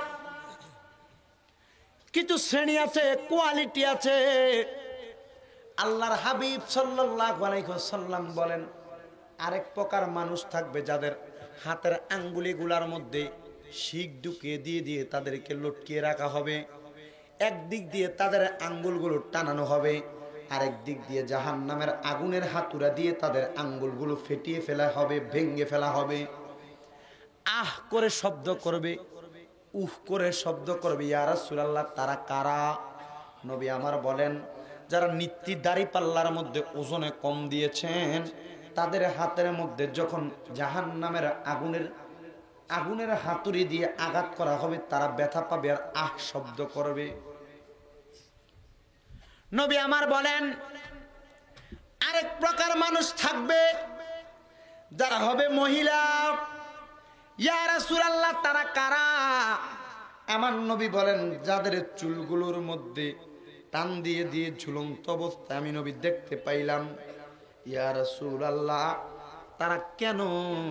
আমার নবী বলেন, তারা হলো এই জন্য, তাদের চুলগুলো তাদের মাহরাম পুরুষ যারা, হারাম 14 জন ব্যক্তি ছাড়া যেই পুরুষগুলো হারাম, ব্যাপারটাভাবে তাদের চুলগুলো তারা মানুষের সম্মুখে দেখিয়ে দেখিয়ে বেরিয়ার কারণে আমার আল্লাহ ওই মহিলাদের চুলগুলোকে টান দিয়ে দিয়ে জাহান্নামের আযাবের মধ্যে তাদের শরীরটা আগুনের উপর ঝুলন্ত অবস্থায় রাখলেন। আল্লাহর হাবিব বলেন, এবার শুনো, আরেক প্রকার লোক দেখলাম, তাদের স্তনগুলোর মধ্যে আল্লাহ পাক রব্বুল আলামিন আঘাত করে করে শিক লাগিয়ে লাগিয়ে ঝুলিয়ে রেখেছেন। ইয়া রাসূলুল্লাহ, ইয়া হাবিবাল্লাহ, নবী আমার আপনার কাছে জানতে চাই, নবী আপনি বলেন তারা কারা? আল্লাহর হাবিব বলেন, যারা দুনিয়ার জমিনের মধ্যে তাদের বক্ষনালী হেফাজত করে নাই ওই মহিলাগুলো। বর্তমান জামানার মধ্যে মার্কেটে যান আর বাজারে যান, যেখানে যান না কেন, এমন প্রকার কিছু মহিলা দেখা যায় তাদের হুন্নাটা বুকের মধ্যে থাকবে, দূরের কথা গলার মধ্যে এমন ভাবে ঝুলিয়ে দেয়। আল্লাহর হাবিব বলেন, ওই প্রকার মহিলাগুলাই কিন্তু তাদের বক্ষের মধ্যে স্তনের মধ্যে শিক লাগিয়ে আমার আল্লাহ জাহান্নামের মধ্যে লটকিয়ে রাখবেন, আর নিচে দিয়ে জাহান্নামের তাপ তাদের মধ্যে প্রবাহিত হবে। আল্লাহর হাবিব আপনার কাছে আরো জানতে চাই, নবী আমাদেরকে আপনি বলে দেন, আর কি হবে জাহান্নামের আযাব? আমার নবী বলতেছেন, শোনো, এমন কিছু পুরুষ থাকবে যাদেরকে জাহান্নামের মধ্যে তাদের পুরুষাঙ্গের মধ্যে এমন শিক লাগিয়ে তাদেরকে ঝুলন্ত অবস্থায় রাখা হবে। ইয়া রাসূলুল্লাহ, কেন? আমার নবী বলেন, যাদের স্ত্রী থাকার পরেও যারা জিনা ব্যভিচারের মধ্যে লিপ্ত হয়েছে, স্ত্রী থাকার পরেও জিনা ব্যভিচারের মধ্যে লিপ্ত হওয়ার কারণে আমার আল্লাহ তাদের পুরুষাঙ্গের মধ্যে আমার আল্লাহ পাক রব্বুল আলামিন তাদেরকে লটকিয়ে লটকিয়ে রেখে দেওয়া হবে, আটকে রাখা হবে। আল্লাহর হাবিব বলেন, আরো কিছু মানুষ দেখলাম, ওই মানুষগুলোর এটা একটা হাদিস নয়, কয়েকটা হাদিসের সমজস্র ভাবে আমি আপনাদেরকে হাদিসের আলোচনাটা শোনাচ্ছি বাবারা। নবী আমার বলেন, আমি দেখতে পাইলাম অনেকগুলো মানুষ থাকবে, আমি দেখলাম তাদের চোখগুলো বের করে করে আস্তে আস্তে টেনে টেনে ছিঁড়ে ফেলা হচ্ছে। তারা কান্না করে, ও আল্লাহ, আরেকবার সুযোগ দেন, আমরা দুনিয়ার মধ্যে যাব, এই চক্ষু দ্বারা হারাম বস্তুর দিকে আমরা তাকাবো না, এই চক্ষু দ্বারা আমরা হারাম দিকে তাকাবো না।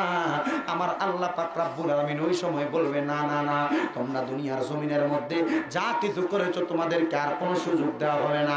আল্লাহর হাবিব সাল্লাল্লাহু আলাইহি ওয়াসাল্লাম বলেন, গো, এরপর থেকে আমি যখন মেরাজের রজনীতে আসলাম, আসার পরে যতবার আমার সামনে কবরের আযাবের কথা বলা হয়, আমি নবী আমার চোখ মুবারকের পানিগুলো ছেড়ে দিয়ে দিয়ে কান্না করে। আমার নবী বলেন, ওই কঠিন কবরের আযাব থেকে মাপ পাওয়ার কিছু মাধ্যম রয়েছে। ইয়া রাসূলুল্লাহ, আপনার কাছে জানতে চাই, ওই কঠিন কবরের আযাব থেকে মাপ পাওয়ার কারণটা আমার নবীকে জিজ্ঞাসা করলে নবী আমার বলেন, ওই কবরের আযাব থেকে মাপ পাওয়ার জন্য আমার আল্লাহ পাক রব্বুল আলামিন নবীর হাদিসে কুদসির মাধ্যমে জানাইয়া দিচ্ছেন, ইয়া রাসূলুল্লাহ, আপনার উম্মত যদি হাক্কুল এবং হাক্কুল ইবাদ দুইটা হক রক্ষা করতে পারে, আমি আল্লাহ পাক রব্বুল আলামিন তাদেরকে ক্ষমা করে দেব, কবরের আযাব দিব না। আল্লাহ পাক রব্বুল আলামিনের হাবিব বলেন, এই দুইটা হক আমার উম্মত দুনিয়ার জমিন থেকে রক্ষা করা কষ্ট হয়ে যাবে। আল্লাহ বলেন, হাবিব, আমার হক যেটা হাক্কুল্লাহ, আপনার উম্মত যদি দুনিয়া থেকে আমি আল্লাহর কাছে ক্ষমা প্রার্থনা করে, আমি আল্লাহ মাফ করে দিব। তবে যেটা হাক্কুল ইবাদ, বান্দার হক, পরের সম্পদ লুণ্ঠন করা, মানুষের 1 টাকা চাইরে না 1 পাই পরিমাণ সরিষা দানা পরিমাণ যদি আপনি লুণ্ঠন করেন, দখল করে থাকেন, আল্লাহ পাক রব্বুল আলামিন আপনাকে মাফ দিবেন না, মাফ দিবেন না। জোরে বলেন নাউজুবিল্লাহ। গভীর মনোযোগ দেন। পরের সম্পদ হাক্কুল ইবাদ, যেটা আপনার কাছে যারা যারা পাওনা থাকবে, আপনি তাদের কাছে ক্ষমা প্রার্থনা করা লাগবে। আল্লাহ ক্ষমা প্রার্থনা করলে তাদের জাহান্নামের আগুন মাপ, জাহান্নামের আযাব মাপ, কবরের আযাব মাপ আপনার কাছে আমরা সবাই জানতে চাই। কিন্তু আপনি আল্লাহ পাক রব্বুল আলামিনের হাক্কুল্লাহ যেটা, আপনি কিভাবে আমাদেরকে মাফ করবেন? বান্দার হক মেরে খাওয়ার কারণে বান্দা যদি মাফ করে দেয়, মাফ করা হবে। কিন্তু বাবারা চিন্তা করে দেখেন, যদি আপনি আমার আল্লাহ পাকের কাঠগড়ার মধ্যে আটকা পড়ে যান, আটকা পড়ার কারণে আপনি আপনার সম্পদের জন্য জবাব দিতে আল্লাহর কাছে করবেন না। আল্লাহ পাক রব্বুল আলামিন আমার নবীর মাধ্যমে জানিয়ে দিচ্ছেন, হে নবীর উম্মতের দল, শুনে নাও, তোমরা শুনে নাও। ইয়া রাসূলুল্লাহ, আমরা কি শুনবো, আমাদেরকে আপনি জানান করে দেন। আমার নবী বলেন, তোমরা যখন গুনাহ করতে করতে করতে করতে পেরেশান হয়ে যাও, হাজার হাজার লক্ষ লক্ষ গুনাহ করে যখন তোমরা বড় পেরেশান, ওই সময় আমার আল্লাহ পাক রব্বুল আলামিন তোমাদের দর্শন দেওয়ার জন্য প্রস্তুত। মরণের 1 সেকেন্ড আগে যদি তুমি ওই গুনাহগুলা করার পর আল্লাহর কাছে একবার তওবা করো, আমার আল্লাহ পাক রব্বুল আলামিন তোমার ওই তওবার ওসিলায় সারা জীবনের হাক্কুল্লাহ গুনাহগুলো মাফ করে দিবেন, কবরের আযাব থেকে মাফ দিবেন।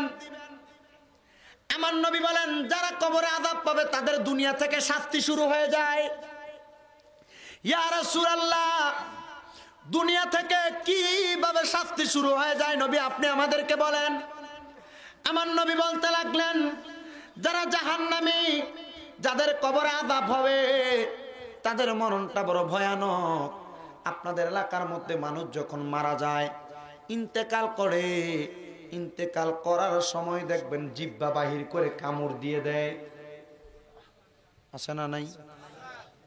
ইন্তেকাল করে যখন আপনারা লক্ষ্য করে দেখবেন প্রস্রাব করে দেয়, পায়খানা করে দেয়, আছে না নাই? শুধু তাই নয় বাবারা, যখন ইন্তেকাল করে, ইন্তেকাল করার পর চেহারা যত সুন্দর হোক না কেন, চেহারাটা কালো হয়ে যায়, মায়া মুহাব্বত চলে যায়। এটা কেন? আমার নবী বলেন, এটা হলো জাহান্নামীদের আলামত। শোনো, মরণটা ভালো মরণ নয়, কারণ আজরাইল তাকে বড় কষ্ট দিয়ে তার রুহুটা কবজ করেছেন। ইয়া রাসূলুল্লাহ, ইয়া হাবিবাল্লাহ, আজরাইল তাকে বড় কষ্ট দিয়ে তার থেকে রুহুটা কবজ করেছে। কেন?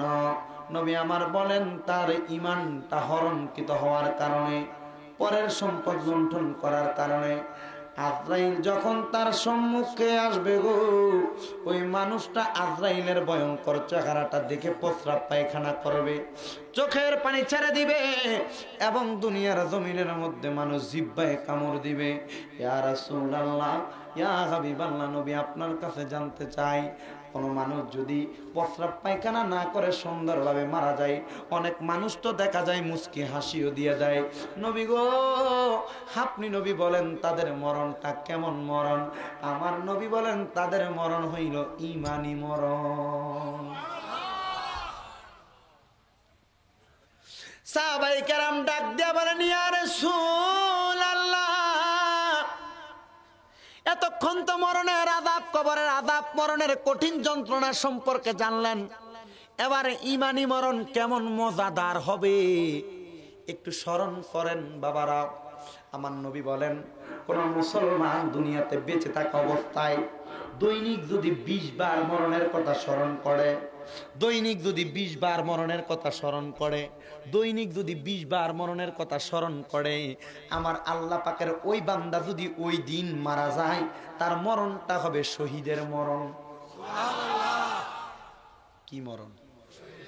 মরণেরই কথা মানুষ স্মরণ করোনা, আজরাইল আসিলে রে মন কফিয়তে চলবে না। দুনিয়ার কোনো কাজ করবেন, আপনার বন্ধু, আপনার মালিক আপনাকে কাজ দিয়েছে, বলতে পারবেন, মালিক সামান্য সময় আমাকে সময় দেন। কিন্তু আজরাইল সাখারাতের বিছানায় যখন আপনার সম্মুখে চলে আসবে, আপনাকে কোনো সময় দেওয়া হবে না। একটু জবান খুলে জোরে জোরে আমার সাথে পড়েন। মরণেরই কথা মানুষ, মরণেরই কথা মানুষ স্মরণ করোনা, আজরাইল আসিলে রে মন কফিয়তে চলবে না, বলেন আজরাইল আসিলে রে মন। যেদিন আজরাইল আসবে তোমার দ্বারে, বেঈমান হলে রগগুলো সব ছিঁড়িয়া যাবে। যেদিন আজরাইল আসবে তোমার ধারে, বেঈমান হলে রগগুলো সব ছিঁড়িয়া যাবে। সেই কঠিন মুসিবতের কথা স্মরণ কেন করো না, আজরাইল আসিলে রে মন কফিয়তে চলবে না, আজরাইল আসিলে রে মন। মরণ হবে যেদিন তোমার, ভাই বন্ধু আত্মীয় স্বজন থাকিবে না আর। আপনারা বলেন কবরে কি আপনার সন্তান, আপনার স্ত্রী, পুত্র কেউ যাবে? যেদিন মরণ হইবে তোমার, ভাই বন্ধু আত্মীয় স্বজন কেহ থাকিবে না আর। ওই কবরে আপন হবেন শাহে মদিনা, আজরাইল আসিলে রে মন কফিয়তে চলবে না, বলেন আজরাইল আসিলে রে মন। মরণেরই কথা মানুষ, মরণেরই কথা মানুষ স্মরণ করো না, আজরাইল আসিলে রে মন কফিয়তে। মরার পরে যখন যাবে কবরে, কবরেরই আযাবে তোমায় ধরিবে ঘিরে। মরণের পরে যখন যাইবে কবরে, কবরেরই আযাব তোমায় ধরিবে ঘিরে। ইমানদার হইলে সেথায়, ইমানদার হইলে সেথায় চিন্তা ভাবনা রবে না, আজরাইল আসিলে রে মন কফিয়তে চলবে না, বলেন আজরাইল আসিলে রে মন কফিয়তে চলবে না। এ মুসলমান দৈনিক কয়বার মরণের কথা স্মরণ করবেন? আরো জোরে কয়বার? 20 বার মরণের কথা স্মরণ করলে আমার নবী বলেন তার মরণটা শহীদের মরণ। সাহাবীরা ডাক দিয়ে বলে, ইয়া রাসূলুল্লাহ, ইয়া হাবিবাল্লাহ, শহীদের মরণ পাইলে লাভ কি নবী আমার? বলেন 2টা লাভ। যদি তোমার মরণটা শহীদের মরণ হয়, তোমার মরণটা শহীদের মরণ হইলে আজরাইলের ভয়ঙ্কর চেহারা তুমি দেখবা না, মরণটা হবে ঈমানি মরণ। ইয়া রাসূলুল্লাহ, ইয়া হাবিবাল্লাহ নবী, ঈমানি মরণের অবস্থা কেমন আমাদেরকে বলে দেন। আমার নবী বলেন ঈমানি মরণ কেমন হবে জানোনি? ইয়া রাসূলুল্লাহ, আপনি আমাদেরকে বলে দেন।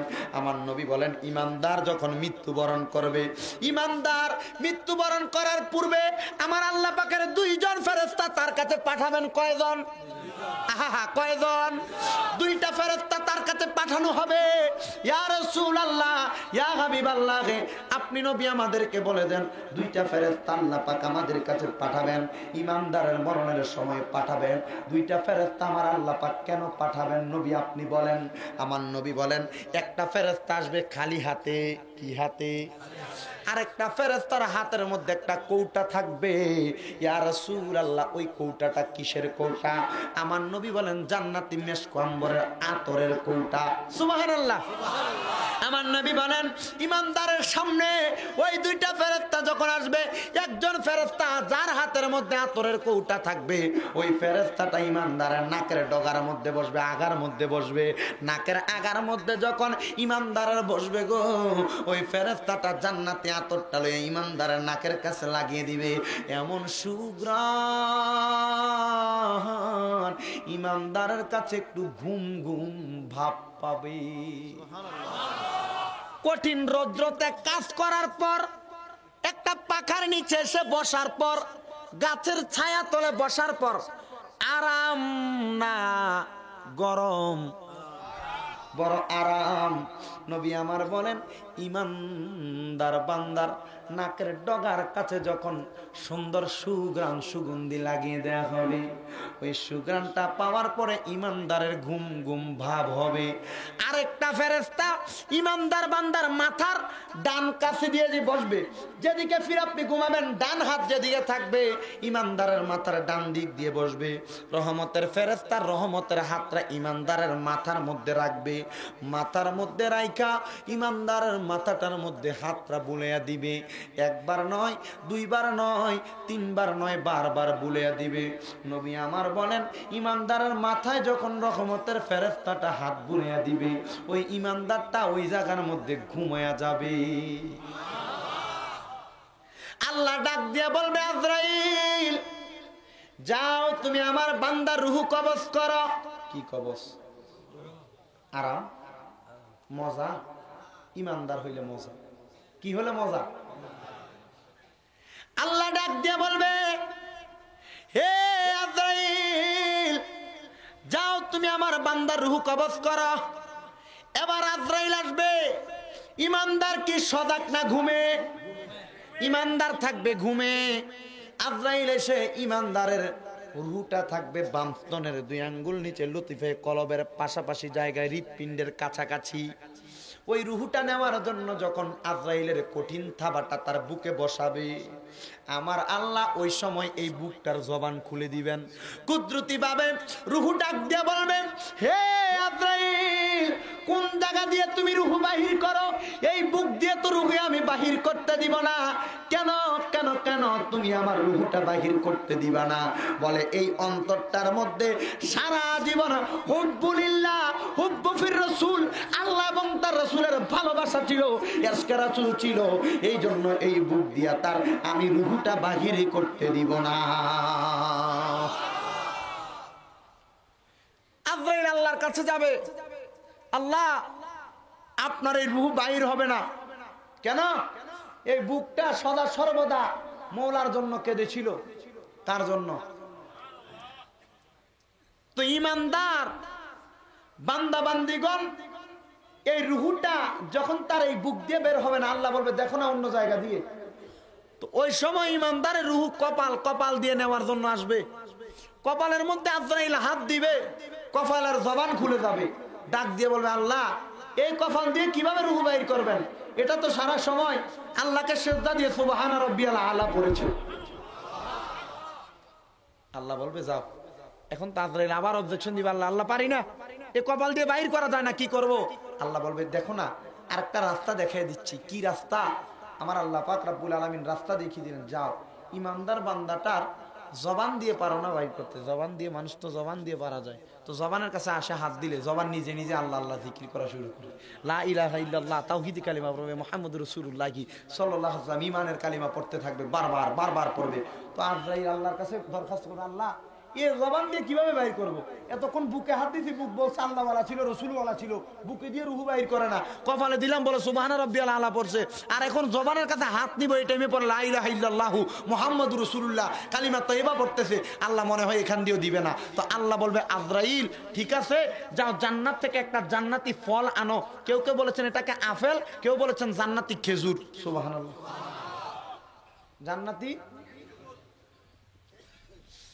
জান্নাতি খেজুর।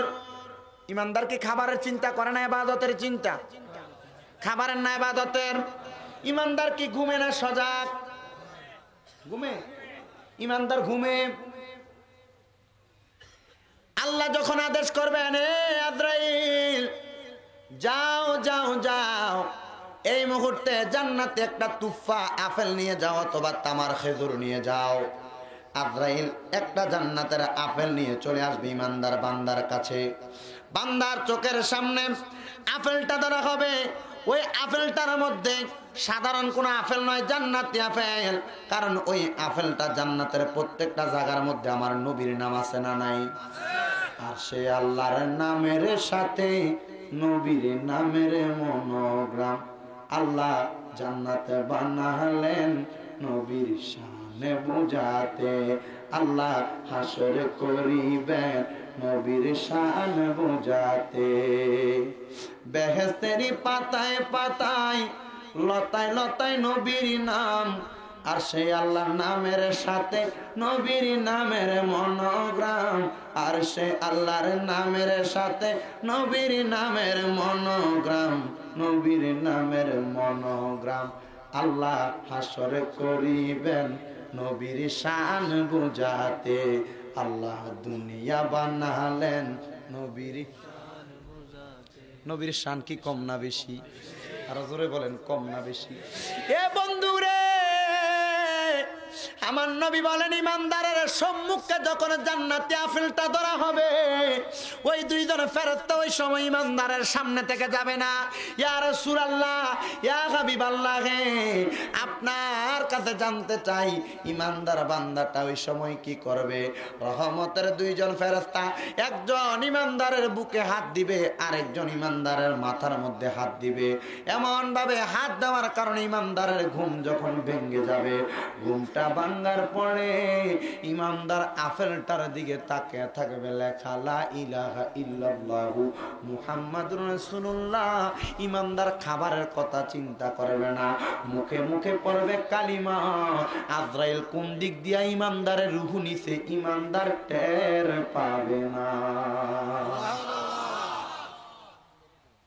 এ মুসলমান, এ আশিক রাসূল বারা, চিন্তা করে দেখো তোমার মরণ কেমন। নবী বলেন ইমানদার টের পাবে না। দুই নাম্বার, ইমানদার যখন ইন্তেকাল করবে, ইন্তেকাল করার পর দুনিয়ার মানুষ তাকে গোসল দেয় কি দেয় না? ওই পানিটা বড়ই পাতার গরম থাকে কি থাকে না? বড়ি পাতার গরম পানি দিয়ে ইমানদার বান্দাটাকে গোসল দেওয়ার পর যখন তার জন্য কবর করা হয়, ওই কবরটা, আপনার কষ্ট হচ্ছে? আমি কিন্তু ইউটিউবের যেমন আলোচনা, গরম আলোচনা এগুলো পারি, কিন্তু আমি চিন্তা করলাম এই বাগানটা খুব সুন্দর একটা বাগান, এই জায়গার মধ্যে ওই গরম ওয়াজ না, এই নরমটাই ভালো হবে। অসুবিধা হচ্ছে আপনাদের? আমার এই স্টেজে তোলার সময় নাম না কি? নাম তো ভুলে গেছি ভাইয়ের নাম না কি? আলী ভাই, আলী ভাই, হ্যাঁ আলী ভাই। আরে ভুলে যাই তো, মৌলা আলী মুশকিল কুশার নাম তো সুন্দর নাম বেটা। আহলে বায়াতের সদস্য ফাঁক ফানজাত না, হযরত ইমাম হুসাইন রাদিয়াল্লাহু তাআলা আনহুর বাবার নাম। মারহাবা কই না? যে নবী হযরত আলী রাদিয়াল্লাহু তাআলা আনহুর নামটাকে বলেছেন কি? আনা মাদিনাতুল ইলমি ওয়া আলিয়ুন বাবুহা। আমার নবীজি হচ্ছেন ইলমের শহর, হযরত আলী সেই শহরের দরজা। আমাকে বলছে হুজুর এমন একটা ওয়াজ করবেন যেন মানুষ কান্দে। আর কানলে হবে না, মানুষ কবরের কত তো স্মরণ করতে হবে, ঠিক না? ঠিক না? আল্লাহ বুঝার তৌফিক দান করুন। আর জোরে বলেন আমিন। গভীর মনোযোগ। মানুষ কবর খনন করে কি করে না? ইন্তেকাল করার পর কবরটা খনন যখন করে, কবরটা খনন করে ইমানদারের কাফনের কাপড় দেওয়া হয় পুরুষ মানুষকে 5টা। হ্যাঁ ভুলে গেছি বাবা, আমি কিন্তু মাঝে মধ্যে ভুল বলবো। কাফনের কাপড় পুরুষের কয়টা, মহিলার কয়টা? হ্যাঁ 1 2 3, ও না ঠিক আছে 5টা। ইমানদার পুরুষ মানুষের, অথবা বেঈমান হোক, রিকশা ড্রাইভার হোক, দামি লন্ডনী কুইতি যে হোক না কেন, পুরুষ মানুষের জন্য কাপড় আছে 3টা, মহিলার জন্য আছে 5টা। হে বাবারা ভাইয়ারা, গভীর মনোযোগ দিবেন। যখন মানুষটাকে 3টা কাপড়ের কাপড় পরানো হয়, পায়ের কাছে একটা বান দেওয়া হয়, মাথার কাছে একটা বান দেওয়া হয়, বুক বরাবর নাভি বরাবর হয়, কোমর বরাবর বুক বরাবর একটা বান দেওয়া হয়, 3টা বান দেওয়া হয়, ঠিক না বে ঠিক বাবারা? নবী আমার বলেন শোনো, যখন মানুষটাকে অন্ধকার কবরের মধ্যে নামানো হয়, 3 জন মানুষ কবরে নামে। কারোর কবরে যখন 3টা মানুষ কবরের মধ্যে নাইমা তাকে যখন কবরে নামানো হয়, একজন ওই মুঠি, আর একজন ওই মুঠি, আর একজন মাথার কাছে দিয়ে ধরে তাকে কবরে শোয়ায়। আপনারা বলেন ওই কবরে কোনো বিছানা দেওয়া হয় নাকি? জাজিম দেওয়া হয় নাকি? কোনো বিছানার কম্বল দেওয়া হয় নাকি? না না না, ওই কবরের মধ্যে কোনো জাজিম বিছানা কম্বল দেওয়া হয় না। কিন্তু নবী আমার বলেন ওই কবরের মধ্যে শুনে নাও, দুনিয়ার মানুষ রিক্সাওয়ালা, সাইকেলওয়ালা, অটো গাড়িওয়ালা, ঠেলা গাড়িওয়ালা, দামি লক্ষ লক্ষ টাকার মালিক ওই কবরে ঘুমায়, একই বিছানা, মাটির বিছানা। তবে শুনে নাও, ওই মাটির বিছানারও একটা কোয়ালিটি আছে, কোয়ালিটি। ইয়া রাসূলুল্লাহ, নবী গো, ওই কোয়ালিটিটা কি আপনার কাছে জানতে চাই। আমার নবী বলেন, যদি ইমানদার হয় মরণের 1 সেকেন্ড আগে যদি আল্লাহর কাছে তওবা করে ক্ষমা প্রার্থনা করে, আমার আল্লাহ জান্নাতি রহমতের 3 জন ফেরেশতা দিয়ে ইমানদারের কবরে জান্নাতের বিছানা বিছাইয়া দেয়। একটু কষ্ট হবে, জান্নাতি বিছানা দেওয়া হবে। একটু জবান খুলে তাকবীর, নারে তাকবীর, নারে রিসালাত, নারে রিসালাত, নারে গাউসিয়া, নারে গাউসিয়া। আজকের মাহফিলের যিনি সম্মানিত সভাপতি, পীরে তরিকত হযরতুল আলহাজ আল্লামা সৈয়দ মোহাম্মদ মুসিহুদুল্লাহ মাদ্দাদিল্লাহুল আলী বারাকাল্লাহু ফি হায়াতি, হুজুর কেবলা আমাদের কাছে আগমন করেছেন। সবাই বলি মারহাবা। আল্লাহ পাক হুজুরের হায়াতের মধ্যে হায়াতে খিজির দান করুন, জোরে পড়েন আমিন। সবাই একটু জবান খুলে তাকবীর দিয়ে হুজুরকে বরণ করে নেন না।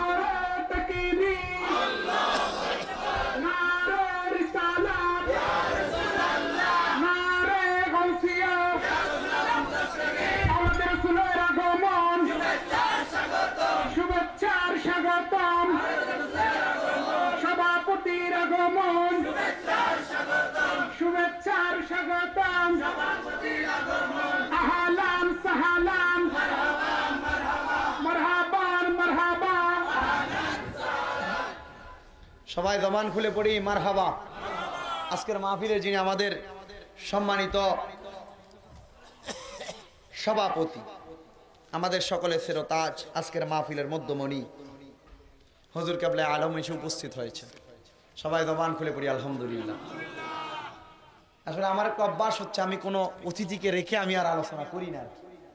বলতেছে একটু চালানোর জন্য, হুজুর অনুমতি না দিলে হবে না। হ্যাঁ, হুজুর আছেন তো, অল্প একবার সামান্য। ইমানদারের মরণ হওয়ার পর তার কবরে কি দেওয়া হবে? বেহেশতের। আল্লাহর হাবিব সাল্লাল্লাহু আলাইহি ওয়াসাল্লাম বলছেন, যখন বেহেশতের বিছানা দেওয়া হবে, ওই ইমানদার মানুষটাকে কবর থেকে হাসরের ময়দানে যখন উত্তোলন করা হবে, হাসরের ময়দানে উত্তোলন করলে ইমানদার কি জান্নাতি না জাহান্নামী? জবান খুলে বলেন, জান্নাতি না জাহান্নামী? হাসরের ময়দানে হিসাব নিকাশ করা হবে। নবীর যত ইমানদার উম্মত থাকবে, সব উম্মতদেরকে জান্নাতি করে দেওয়া হবে। এমন কিছু পদাতির উম্মত থাকবে যাদেরকে সামান্য একটু আমলের কারণে জাহান্নামের রাস্তা বয় করা, জাহান্নামের রাস্তা নিতে হবে। আল্লাহর হাবিব সাল্লাল্লাহু আলাইহি সাল্লামের ইমানদার বান্দা যখন জান্নাতে যাবে, ইমানদার জান্নাতে যাওয়ার পরে কয়জন হুর তাকে রিসিভ করার জন্য থাকবে? 70। কয়জন? 70 জন হুর তাকে রিসিভ করার জন্য থাকবে। বাবারা, আমার দয়াল নবী বলেন, ওই ইমানদার জান্নাতে যাওয়ার পর তার কাছে 70 জন হুর দেখার পরেও তার কাছে শান্তি লাগবে না, মজা লাগবে না, আরাম লাগবে না। ইয়া রাসূলুল্লাহ, কেন? আমার নবী বলেন, শোনো, তাকে আরো বেশি বেশি মজা এবং আরাম দেওয়া হবে। ইয়া রাসূলুল্লাহ, কি আরাম আর মজা দেওয়া হবে? নবী আমার বলেন, ওই জান্নাতে সে যা কিছু বক্ষণ করতে চাইবে আল্লাহ পাক তার জন্য তা নির্ধারণ করে রেখেছেন, সব কিছু তাকে দেওয়া হবে। কিন্তু সে স্বস্তি অনুভব করবে না। এমন সময় আমার আল্লাহ পাক ওই বান্দাটাকে প্রশ্ন করবেন, কি চাই, কেন অস্বস্তিকর তোমাকে দেখা যাচ্ছে, তুমি বলো।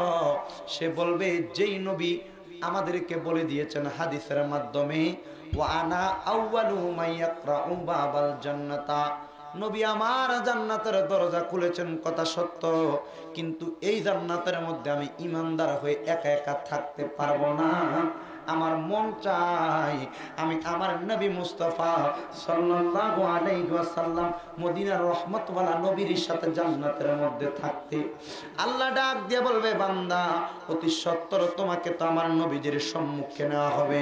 এবার আমার আল্লাহ পাকের বান্দাকে যখন আমার রাসূল সাল্লাল্লাহু আলাইহি ওয়াসাল্লামের সামনে নেওয়া হবে, ওই বান্দা ওই উম্মতগুলো আমার রাসূল সাল্লাল্লাহু আলাইহি ওয়াসাল্লামকে দেখবে। আর আমার নবীজি ওই সময়ও চোখ মোবারকের পানিগুলো ছেড়ে দিয়ে দিয়ে কান্না করবেন, ইয়া রাসূলুল্লাহ আপনার উম্মত তো জান্নাতি, আপনি কেন ওই জায়গার মধ্যে কান্না করবেন নবী, আপনার কাছে আমরা জানতে চাই। আমার নবী বলেন, শোনো আমি নবী এমনি এমনি কান্না করব না ইয়া রাসূলুল্লাহ। কেন? আমার নবী বলেন, আমার উম্মতগুলো গুনাহগার, সকল উম্মত ঈমানদারগুলো জান্নাতি হয়ে গেল, তবে আমি নবীর অনেক উম্মত হাসরের ময়দানে দাঁড়িয়ে থাকবে। ওই সময় আমি দয়াল নবীর উম্মতদেরকে জান্নাতি করার জন্য আমি দয়াল নবী সিজদার মধ্যে পড়ে যাব। আর আল্লাহ জিবরাইলকে দিয়ে ডাক দিয়ে বলবে, ইয়া মুহাম্মাদুর ফাউরা সাকা, হে রাসূল সাল্লাল্লাহু আলাইহি ওয়াসাল্লাম আপনি আপনার মাথা মোবারক উঠান। আমার নবী মাথা মোবারক উঠাবেন না। ইয়া রাসূলুল্লাহ আপনি যা বলবেন আপনার সকল কথা শোনা হবে। ইয়া রাসূলুল্লাহ আপনি বলুন আপনার কথাগুলো শোনা হবে। আমার নবী ওই সময় সিজদা থেকে মাথা মোবারক উঠাবেন না, সিজদার মধ্যে পড়ে বলবে শুধু রব্বি হাবলি উম্মতি, রব্বি হাবলি উম্মতি, রব্বি হাবলি উম্মতি। যখন বলবেন আল্লাহ পাকের জিবরাইল ডাক দিয়ে বলবেন, নবী আপনি মাথা মোবারক উঠান। আল্লাহ জিজ্ঞাসা করবে, জিবরাইল আমার নবী কেন মাথা মোবারক উঠাচ্ছেন না? নবী আমার ডাক দিয়ে বলবেন, উম্মতি উম্মতি, আমার উম্মত জান্নাতি বানাতে চাই। এ বন্ধু জান্নাতি বানাতে চায় নবী আমার এই কথা বললে উম্মতের গুনাহগুলো আমার আল্লাহ দুইটা পজিশনের মাধ্যমে মাফ করে দিবেন। মাফ করার পর যখন গুনাহ মাফ, আমার আল্লাহর নবীর কাছে আবার এসে ডাক দিয়ে বলবে, ইয়া রাসূলুল্লাহ ইয়া মুহাম্মাদুর ফাউরা সাকা, আপনি মুহাম্মদ সাল্লাল্লাহু আলাইহি সাল্লাম আপনার মাথা মোবারক উঠান। নবী আমার মাথা মোবারক উঠাবেন না। জিবরাইল বলবে, আল্লাহ আপনার নবী তো মাথা মোবারক উঠাচ্ছেন না। এবার যখন ডাক দিয়ে বলবে, রাসূল আপনি কেন মাথা মোবারক উঠাচ্ছেন না? নবী আমার বলবে, উম্মতের গুনাহ মাফ করা হয়েছে, উম্মতকে জান্নাতে দেওয়া হয় নাই। আমার উম্মত যতক্ষণ না জান্নাতে যাবে আমি নবী মাথা মোবারক উঠাবো না। ওই সময় আমার নবীকে শাফাত করার জন্য, আমার নবীর গুনাহগার কবরের আযাবপ্রাপ্ত উম্মতগুলোকে বাঁচানোর জন্য অন্তরে মুহাব্বত থাকনেওয়ালা, কবিরা গুনাহ করনেওয়ালাও যদি হয়, আমার নবী কই শাফাতিল আহলিল কাবাইর মিন উম্মতি, কবিরা গুনাহ করনেওয়ালা জাহান্নামী হনেওয়ালা উম্মতদেরকে আমার নবী কিন্তু শাফাত করবে। আমার নবী বলল, আনা আউয়ালু মান ইয়াশফাউ, আমি নবী সর্বপ্রথম শাফাত করব। এবং আমি নবীর শাফাত করার পর ওয়া আনা আউয়ালু মান তুশাফা, আমি নবীর শাফাত ওই সময় কবুল করা হবে। আর গুনাহগার কবরের আযাব করনেওয়ালা উম্মতদেরকে আমি নবী জান্নাতে নিয়ে যাব। আল্লাহ পাক আমাদেরকে ওই নবী রাহমাতাল লিল আলামিন নবীর পথ এবং মত অনুসরণ করে আল্লাহ পাকের পেয়ারা হাবিবের পথে মতে থেকে নবীর ইশকে রাসূল অন্তরে পয়দা করে দুনিয়ার জমিনে চলাফেরা করার তৌফিক দান করুন। আরেকটা বিষয় তো বাকি ছিল, ওই বিষয় ইনশাআল্লাহ আরেকবার যদি কোনোদিন এদিকে আসা হয় আপনাদেরকে শোনানোর চেষ্টা করব। আল্লাহ পাক রব্বুল আলামিনের দরবারে সে আশা ব্যক্ত করছি, ওই নবী রাহমাতাল লিল আলামিন নবীজির একটা নালাইন শরীফ